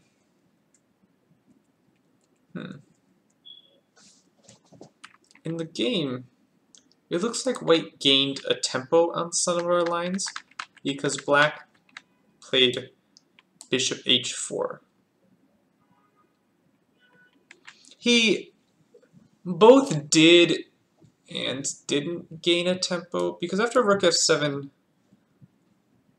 I can just go king e6 and you have to sort of do it over again. If I go bishop f6, I've made a horrible mistake because then you go b4 and my decision doesn't make a lot of sense. Right? You just want a straight tempo. This is a tempo-oriented endgame. I can't allow that. So bishop f6 shouldn't be working at all. And, oh, black blundered, I think. King e6 looks very natural attacking the rook. But it's blundered this.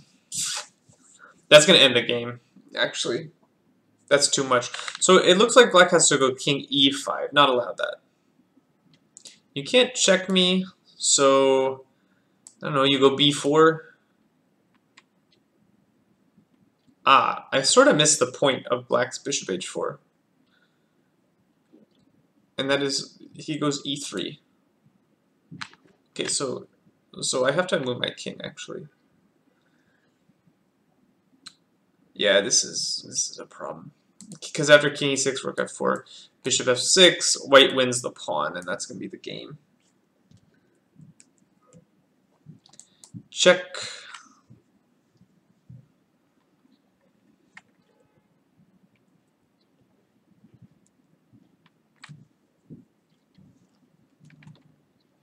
I don't know, actually, is this the game? Say king d5. I guess just rook b4, guarding the pawn. Yeah, just rook b4. If you don't have rook b4, it might be tenable for black. But with rook b4, with the b pawn staying on, that should end the game. That Foster game's still going.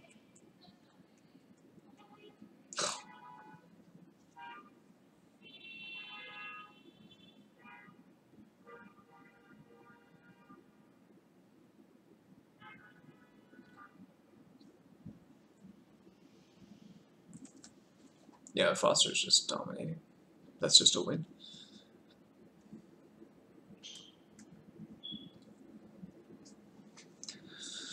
After rook b4, Shetu under 20 seconds here. Not sure what to do. His king is cut. Maybe bishop d4. King c5. I just move my rook.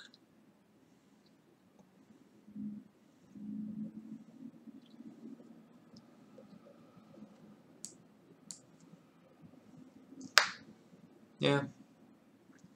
That's gonna be the game. That's gonna do it.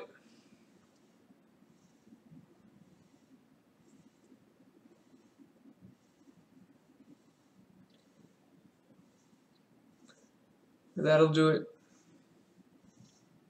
This might drag on for a little bit, but white should win.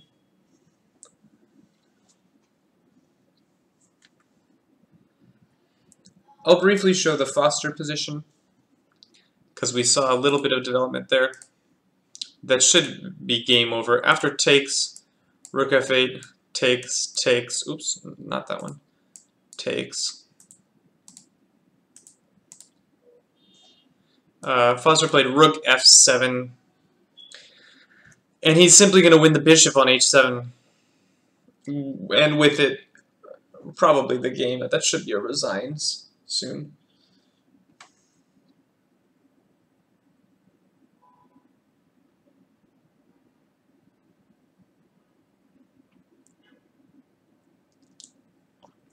Like I said, guys, I'm just checking chat now. I'm sorry. I do my best, but it's difficult to do chat interaction when I have to input moves myself.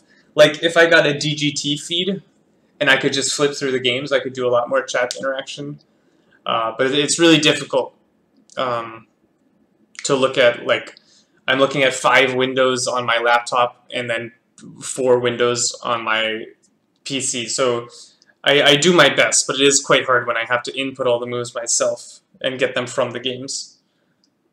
So I apologize for missing your comments. Gadzinisko, who are you? Because I don't know if I covered your game.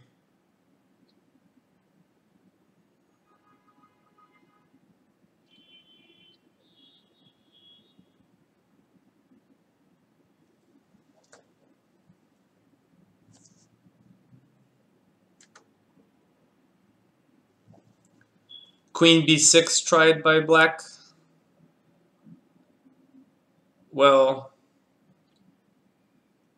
everything wins. Rook h7, rook d6. Literally everything wins. Let me keep my eyes on that ending. Oh, what's happened here? So rook b7, let me go back to that ending. Rook b7, king c4, rook b6, bishop d4, rook takes g6, bishop takes b2, and king d1. This is still good for white, I think. This pawn actually isn't really going anywhere. You can never force the king off of d1. And in the meantime, I'll get this guy and promote the f-pawn and the f and h. Yeah, so the king is actually very safe on d1. Looks like was it a clean sweep for Team White? No. That second game, White was cruising up a piece and then got mated. Isn't that a shame when that happens? I'm going to stick with this endgame, just because Foster appears to be wrapping it up. King d4. I mean, I just go rook here, takes. Okay, he went rook here. That's better. I take this, I push f and h, and I win. Not much to do.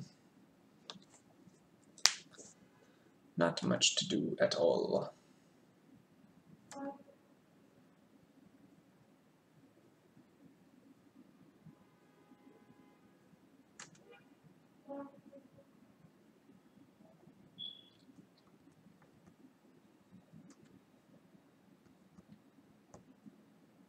Set to under 10 seconds.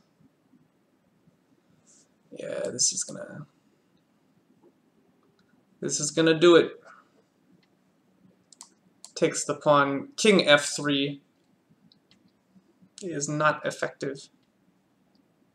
Bishop c3. Sure, maybe he wants to go d2. Not that d2 really accomplishes anything.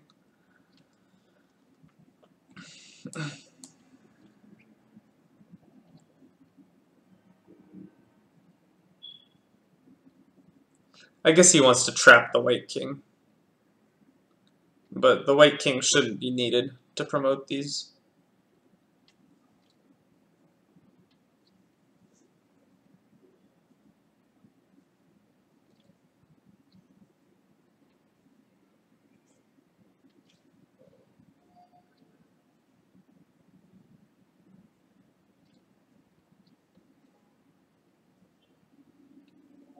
Yeah, not much to say here. This should be a simply winning endgame. On king f3, let me promote this to mainline. On king f3, rook f7, king g2. I just go h4, and you can chase me up the board if you want, but my pawn just chills on h7. I'll attack your bishop or something, go king d2, take that. It's a disaster. And so like you have to go king h6, or else I go rook to the 8th and promote. I go rook here.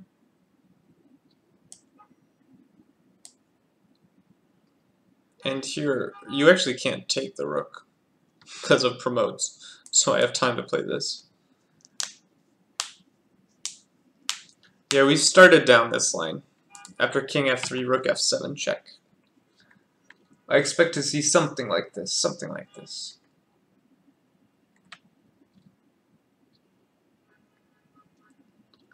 Foster's up a rook in the other game with a dominating position. He's actually mating, I think. Yeah, that might be mating. Oh, it's mating too. Yeah, it's mating too. Foster's mating 2 on the other board. I'll show you guys that when that ends. Yeah, we're running down this line in this game. King g2, h4, king h3. We got this position. This is sort of what I expected. It's maybe the most obvious moves.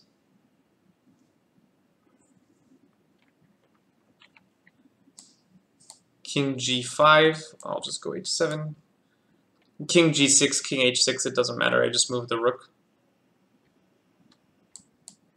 He chose here. I preferred rook here, but it doesn't matter, I suppose. But here, black actually gets to go to d2, right? I think it does matter a little bit. Because I'll get to go king... Or maybe what I do is I go rook d7, and after d2, then I go rook c7. Yeah, that's sort of nice. Yeah, that's it. That's good too. So black goes d2, I go rook c7, you have to move this. And again, you can't take my rook, so I get to win a pawn. Very annoying for you. Yeah. A bummeroni, as they call it. I'll show you the end of the Foster game.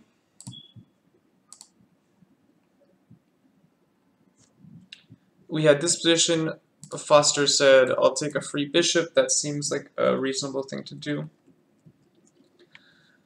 Check, queen back, queen c5, and queen d2. This is simply mating.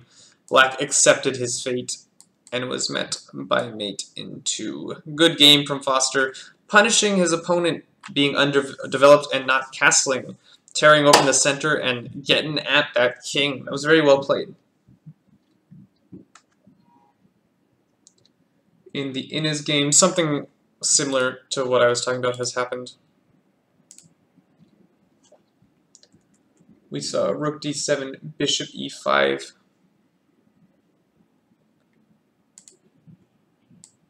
Bishop e5, king d2.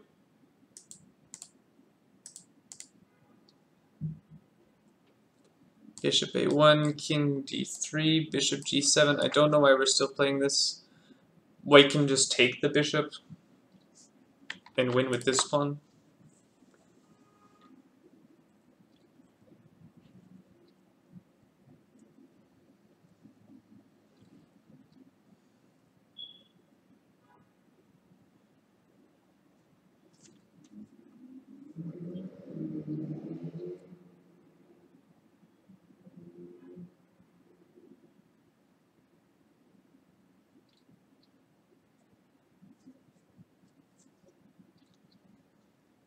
Yeah, this game should end very shortly.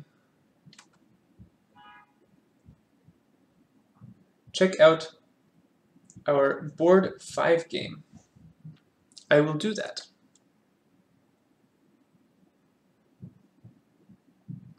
Is that Dovert versus Pushing Harry? I assume it is. This looks like it's still in the opening. We have some time, so S2004K has suggested we look at this game between Dovert and it's actually Sazik with the white pieces versus Dovert. Pushing Harry is probably the team of the name. Of course it is. So let me make a new chapter here. We're going to put this under this heading. Those are not the player names. This is not the live board. Let me get rid of these. Let me get rid of this as well. Nope. Nope. Yep. So this is Sazik versus Dovert. E4, E5. We've got some Italian here.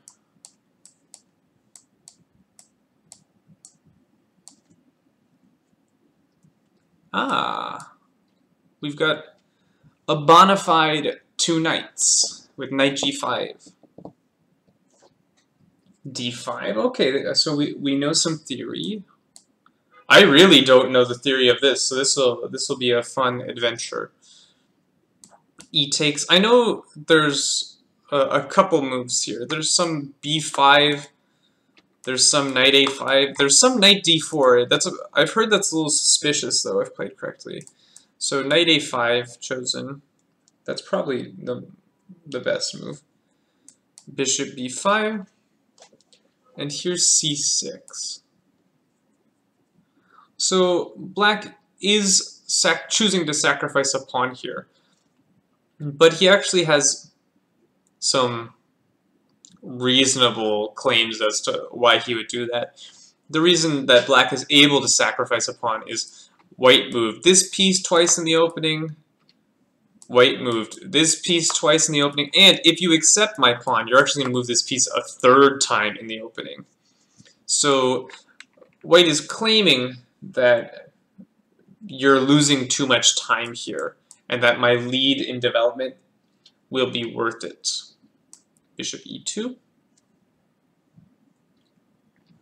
H6, the knight has to go back. So again, this piece has moved 3 times. This piece is about to move 3 times. It's not the end of the world, because black has made a couple pawn moves in order to induce these moves. But even still, knight F3, E4.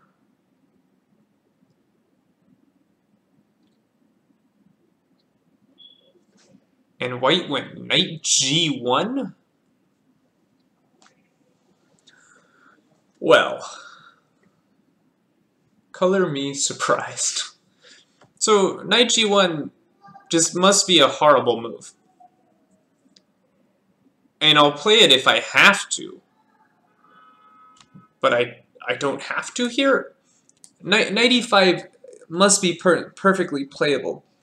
And the point is, if you attack my knight, say with bishop D6, I just go D4, or even F4, but probably D4, because I'm a more sensible, sane human being.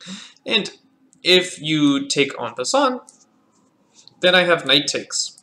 I do have a lead in development, but you have a lot of weaknesses. And I'll claim that I, as white, am at least not worse here.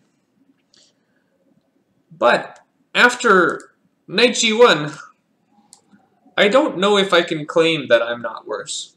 And the reason is, I just anti-developed, and I'm never going to castle, and I'm going to cry in the meantime. Bishop D6, black develops forward instead of backwards, and gets a good position. D3 is a good move. White's developing this piece, desperately trying to get the F3 square back for his knight. And black castles. That's also a good move. Black's playing very well here. He's not wasting any time. And that's really what's of the essence in this opening, because black has sacrificed a pawn. So he has to make sure he has compensation in the form of development and activity. Perhaps, looking at it here, perhaps the bishop is not on the greatest square in the world, maybe he'd rather be on c5, so I could float some like knight g4 stuff over you.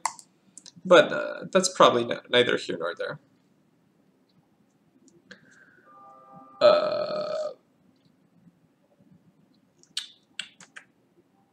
Let's see. White has a winning king in pawn in David Innes versus Chetu. White indeed did sack the exchange in order to get a winning king and pawn. So that game will end soon. Chetu is still playing, but the game is over.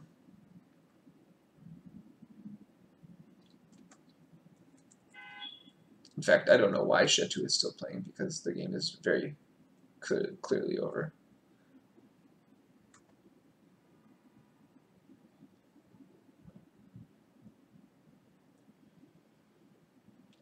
Hey, hello Iago, and hello OKZH. Nice to have you both. Iago, I think you're being maybe a little bit harsh, and the reason is Sazek is rated 1600, probably hasn't studied his openings in depth, probably not totally necessary for his level.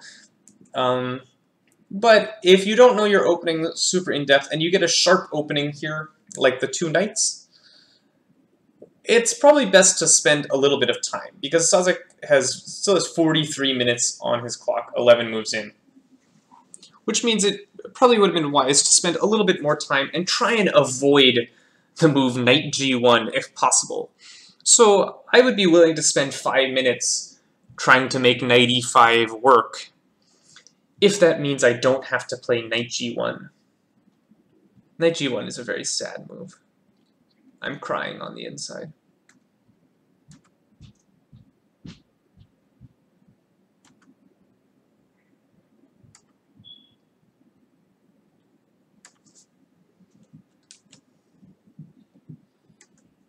Yeah, this is an interesting position. I mean, white played d3, right?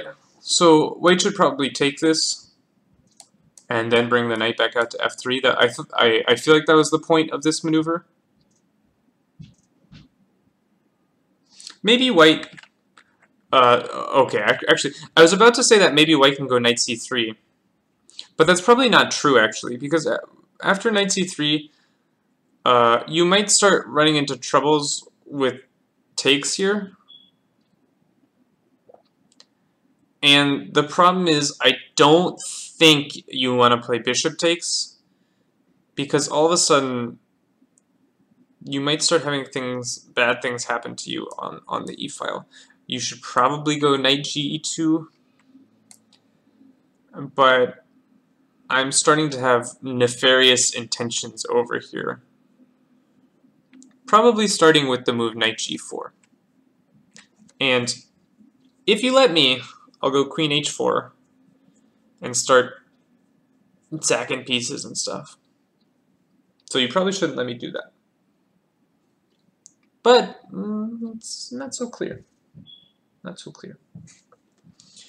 So I don't think white really has time to go knight c3. Maybe he does, but I mean, taking this looks playable after knight f3. I'm going to castle and at least have a playable position.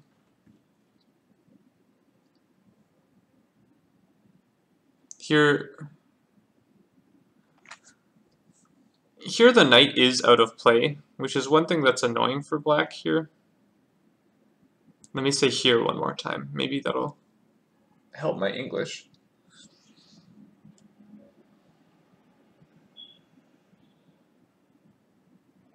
Black clearly has pressure. This is a strong knight. It's not so easy to get rid of. Black can maybe play this move bishop c5. Yeah, this is annoying for you. Because what's really annoying is I don't think you can castle. No, I might be wrong. I might be wrong. Oh, sorry. No, I'm ridiculous. The queen's protected by the bishop. I thought there was bishop f2, but Yeah, no, that doesn't work at all. If you castle, I probably don't want to trade queen, so I can put more pressure. Can't go queen h4. Let's go queen b6. And something's happening here. I mean, how do you defend that, right? Do you really want to go queen e1? I don't think you really want to go queen e1. That probably wasn't your dream out of the opening. Probably none of this was your dream out of the opening.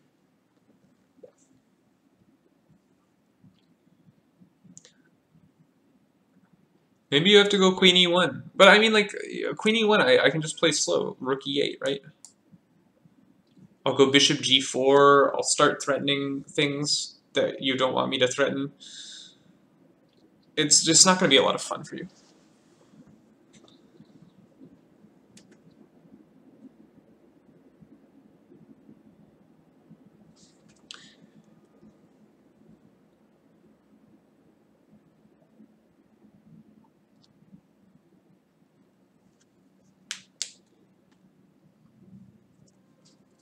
Yago, what's the fried liver here? Is it d5, knight takes d7, or knight takes f7?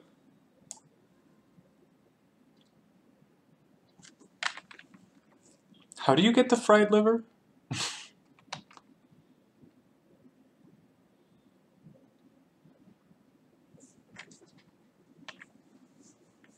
I don't know enough theory to know what the fried liver is. No, the fried liver is bishop takes f7 here?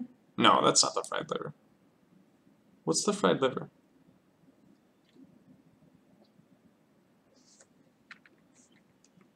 Oh, knight d5. Oh, that's why nobody plays knight d5 anymore. Got it.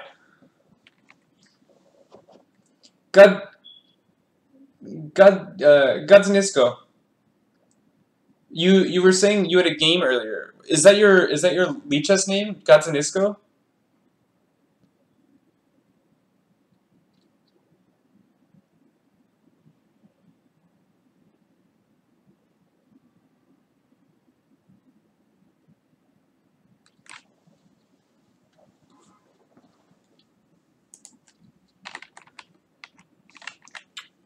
I know we have this knight g1, right?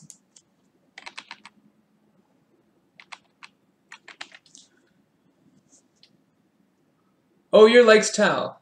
Gotcha. Yeah, I've seen you around in the Slack. And you had a game? I didn't cover your game. There were like 5 games going at once. There were actually like 8 games going at once. Like 3 games started at 14 and 5 games started at 15. So I couldn't cover all of them. I'm sorry, I'll try and get you on another day though. Okay, David Inez finally won versus Chetu. And yeah, we saw takes and knight takes. Yeah, I like black's position a lot. The activity means a lot. White should go knight f3. And then black can just develop normal moves like rook e8, bishop f5. This bishop, I kind of wish we had played bishop c5 earlier, because f2 seems to be critical. Like, say after knight g1, black goes bishop c5 right away. You can't really do the same thing, because say white goes d3,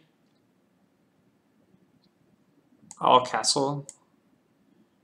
And if you play the same way, it's just not going to work out for you. You can't take here, because takes, there's knight takes. And you're having issues here, like big issues.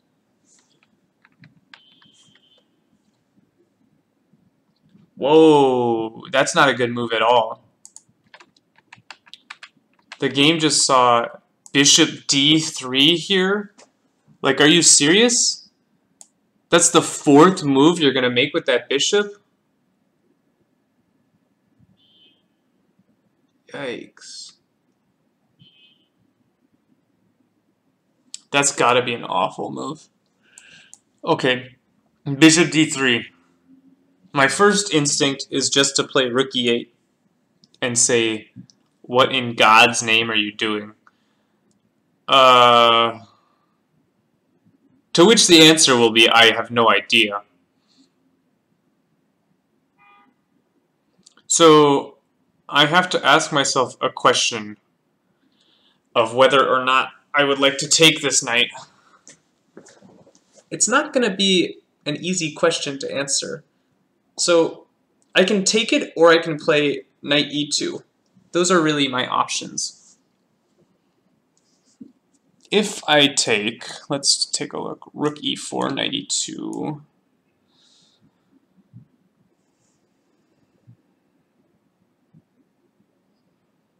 Is this holding? Can you survive the pressure I'm going to put on this knight? So let's put pressure. Bishop g4, f3. Let's go this way. Bishop a6. You got to defend.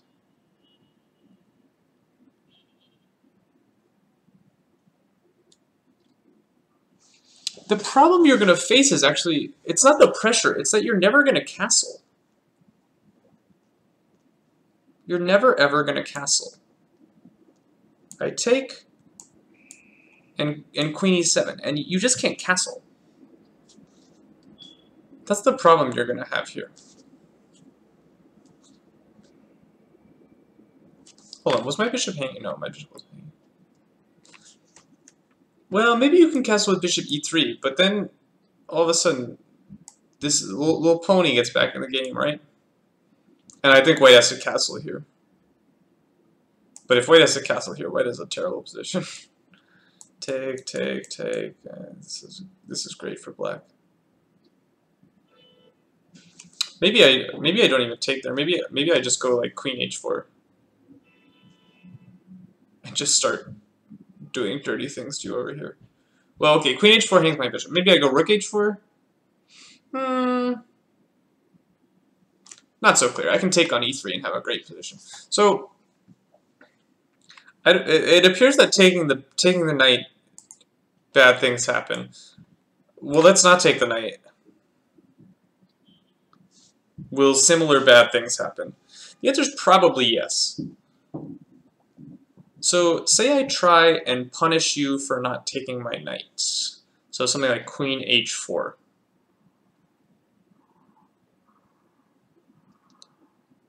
Maybe on queen h4, then white takes the knight?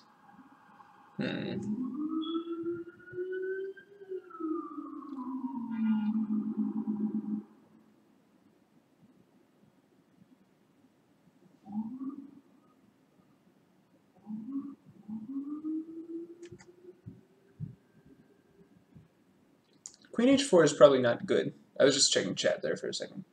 Queen h4 is probably bad, because I think that allows white to take the knight. I don't know. Can I go balls to the wall here and say, you didn't take my knight? You really should have taken my knight? Is this too much? You have to take it. And now bishop c5.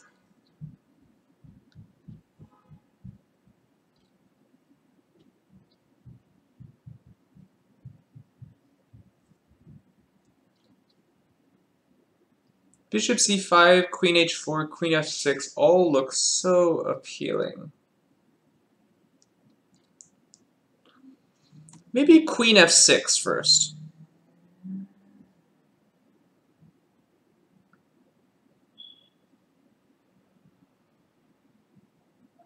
Or, hold on. Maybe queen... Queen h4, g3, queen f6. No, I gave him the g2 square. I don't want to do that. Queen f6, king e1. Because if he goes to g1, bishop c5 is mating, actually? Yeah, mating. So queen f6, king e1.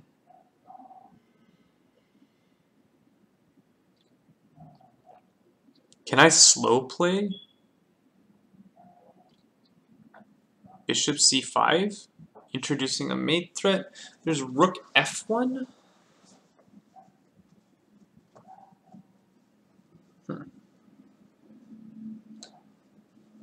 All right, it's time to stop blathering. Let's put some moves on the board.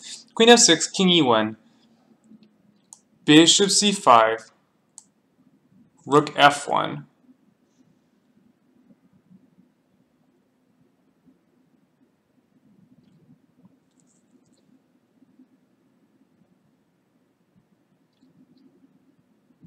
Huh. You moved your rook. So now queen h4 is more annoying. You have to go g3. I take this. I'm going to take g3 next move. Yikes, it's starting to fall apart. Or maybe I'll go bishop g4 first, putting pressure. Then take g3. This looks pretty convincing for black. White just doesn't have any pieces that exist. So perhaps if you don't take the knight, knight f2, queen f6, you can't step out. It's actually not possible for you to step out like this. Well, I buzzed through some other stuff here. After bishop c5, maybe he doesn't have to play rook f1. What else is potentially playable here? Queen d2? Just giving the d1 square? Okay, queen d2, king, sorry, queen f2, king d1. I can take g2 at the very least. It still looks pretty good for black. On the reason I wasn't playing queen h4 check here was on queen h4 check, white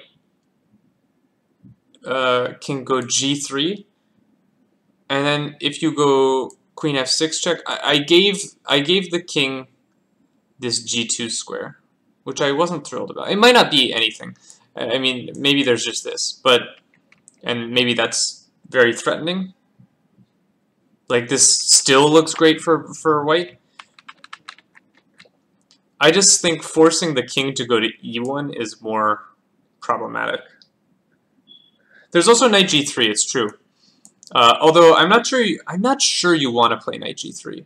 And the reason is, like, you open the e file, so your king all of a sudden has more issues than he had before. Like queen f6, right? And now I'm not. Well, okay, you've actually the queen has opened her eyes. So maybe I'll start with the bishop check. And this open e file is going to murder you. I think you have to go g3.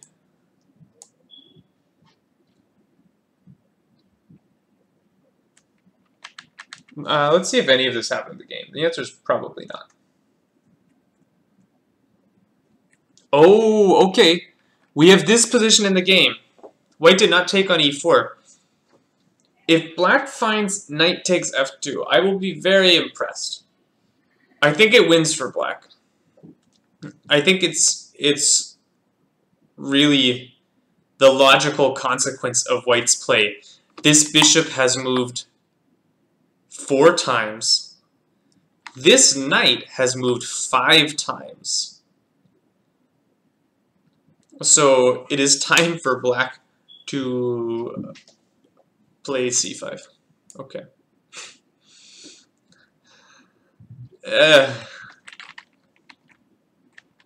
Knight f2 is so good.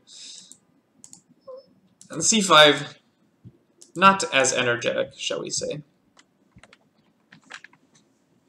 I mean, if we're not gonna play knight f2, I don't know if c5 would be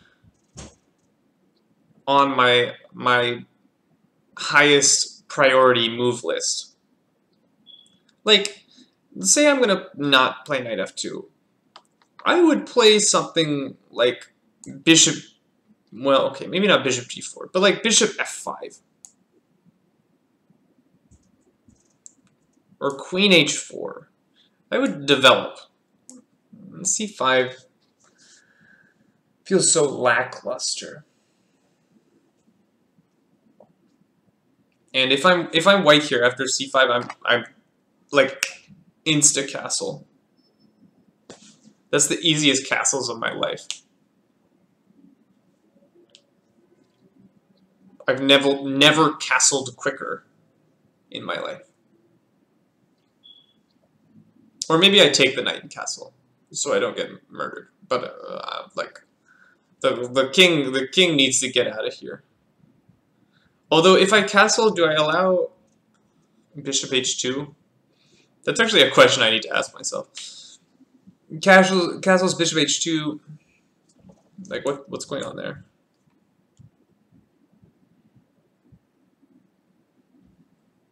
It's probably not good enough, I would say. I don't think this is good enough. Because, like, what's the follow-up, right? This knight is actually not correctly placed for this to work. Yeah, that should be fine. I would castle.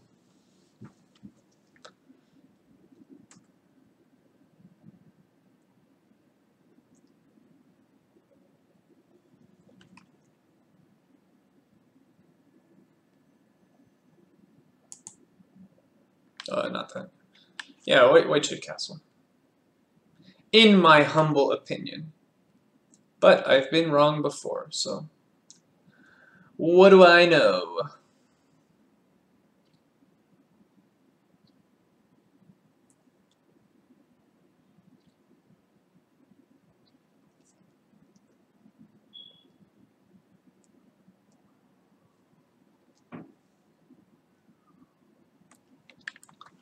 Apparently white is considering the move knight d2, he's saying in chat.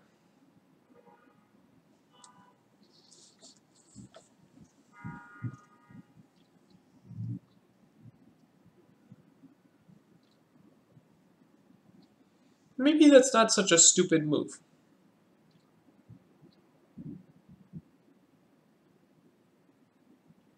Knight d2. The question is, does knight d2 run into knight f2? That's really the question. He will have more defensive resources here. Because after this, there's going to be a knight f3 block at some point. Also, I don't have the c5 square for my bishop. So let's investigate. Queen f6, say knight f3. That seems like a sensible thing to do.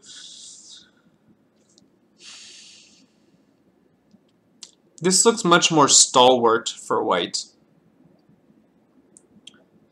But maybe I just get my material back, actually. Maybe this c5 move actually is coming in handy here. Knight d2, knight f2, that's forced. Check. Knight f3 is not forced, but so knight f3 allows c4, right? So maybe I shouldn't go knight f3. Maybe I'll go king somewhere. Where would I like my king to go? King g1.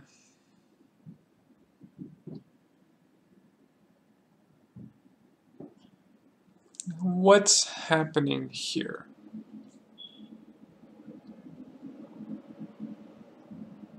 And so I want to play bishop c5 because that would mate you. So c4 should probably win because then I just go bishop c5. So okay, king g1 was a dumb move. Let's go king e1. This is probably a less dumb move. And if I try my same shenanigans with c5, knight takes.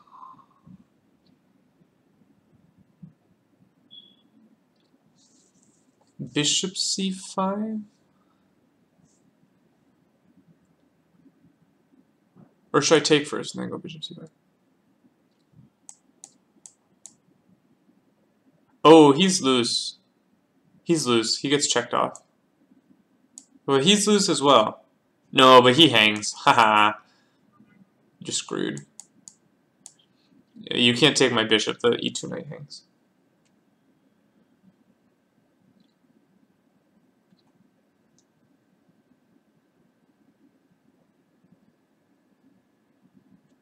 Yep. White castle. That's a good move. Knight d2 was pushing it. Castling is a much better move.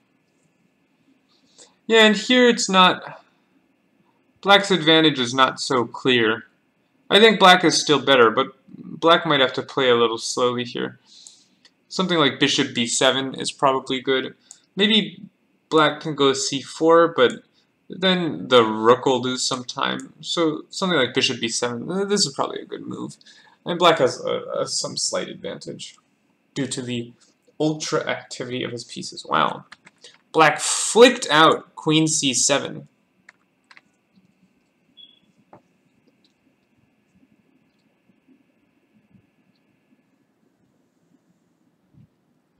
So I really don't want to play g3. Like, not at all do I want to play g3. I also don't want to play h3. I'm just asking to get sacked on if I play either of these moves. So, knight g3 probably. Knight g3 looks reasonable. And then if I can like take and go h5 maybe. Something like this. Oh, I hung my h-pawn. Never mind. No h5. h5 bad move. I agree. Yeah, this is not so clear. White is actually consolidating here. Knight c3. This knight is stupid. Black needs to go like c4 at some point. But then, like, what am I doing with this knight? The knight wants to be on like f6.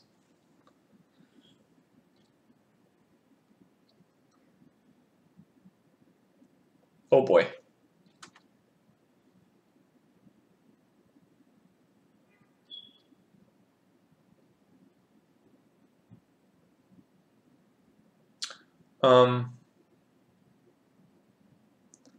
In the chat, Sazik is saying, now h2 is threatened. So either g3 or h3.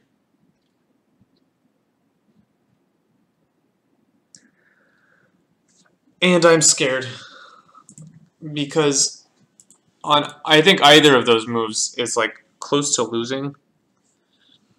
In g3, you're gonna have issues on the light squares. One of these moves is gonna be problematic for you. Like, you just can't play g3. Whereas h3,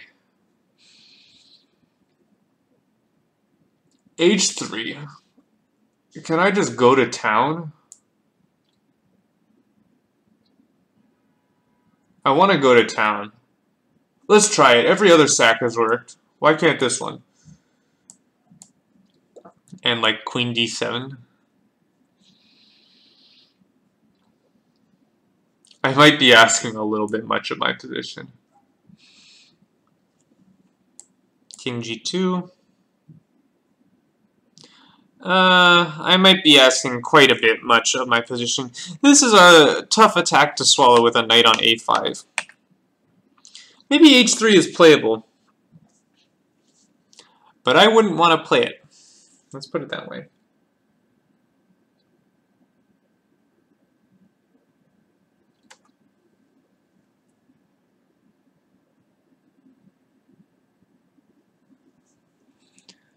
Yeah, h3 is probably okay for now. but it's not a move I would be happy to play. Say h3, I go... Okay, say I don't sack. Say I defend my knight. And I'm going to go c4 and knight c6 and have like a reasonable position.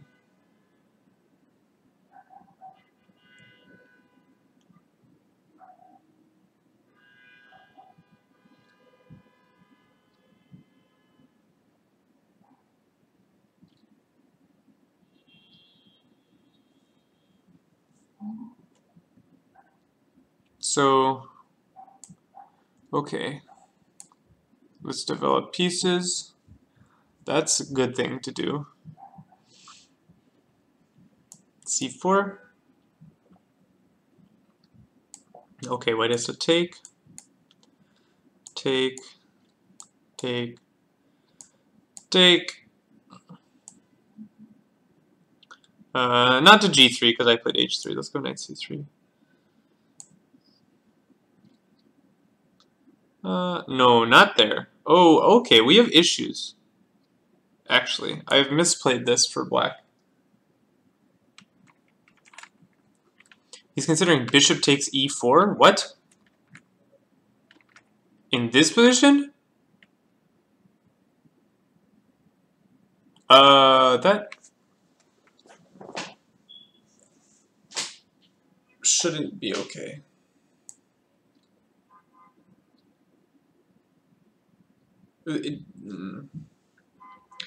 Does the bishop end up trapped? Is the question we must ask ourselves. Like the idea must be g3, but that's just begging to get sacked on. Begging. Begging, I say. Yeah, if you go g3, I just do this. And I have like mate coming up if you take the bishop. So you can't do that. You can't take this. That's just not gonna fly.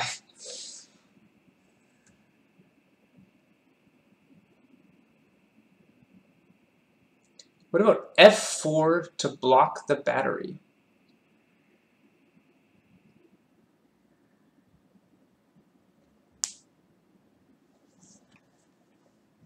f4 to block the battery.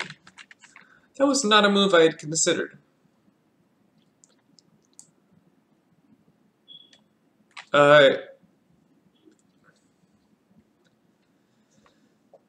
It doesn't appear to lose immediately.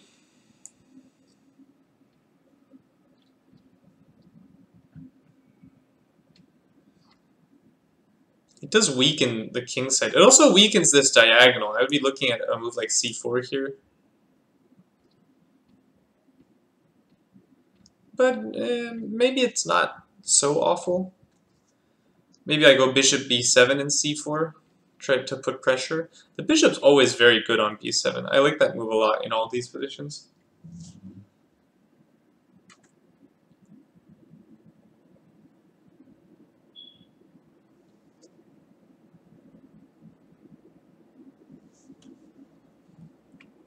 g3 doesn't trap. Well, there's also bishop b7, which murders on g3.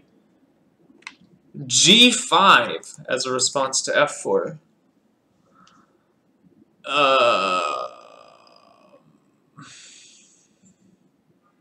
It's ambitious. So if you go g5, I would probably ignore you.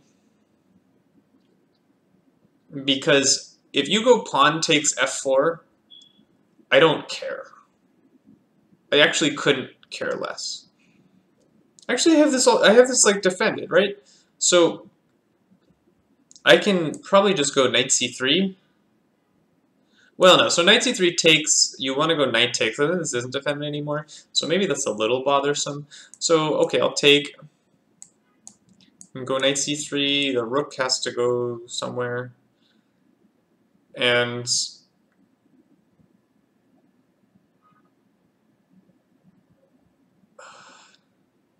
How do I finish my development here? This is like a little bit annoying. I'll give you that.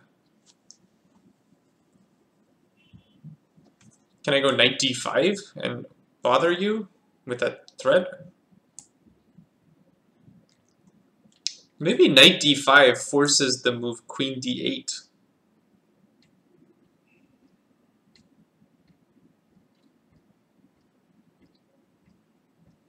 Yeah, I go knight d5, queen d8, take here, call it a day.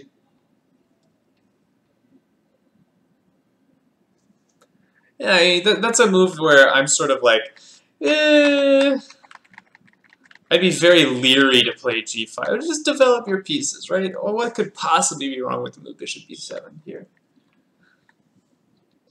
I say that a lot. What could possibly be wrong with this move? And the answer is usually a lot of things. But sometimes I'm wrong. Anyway, I'm actually not going to walk us through this entire game because I have been on for 3 hours. I'm feeling a little tired, a little hungry. But I'm going to post the game link in chat if you'd like to follow along on Lichess. You're just going to have to do it without my dulcet tones. I'm very sorry I have to go. So I hope you enjoyed the show. I had fun. It's much easier to have fun with you guys when there's only like one game going. It's a little bit more chill. So that was nice. It was a good way to end the stream. And I'll see you guys another weekend. Cheerio!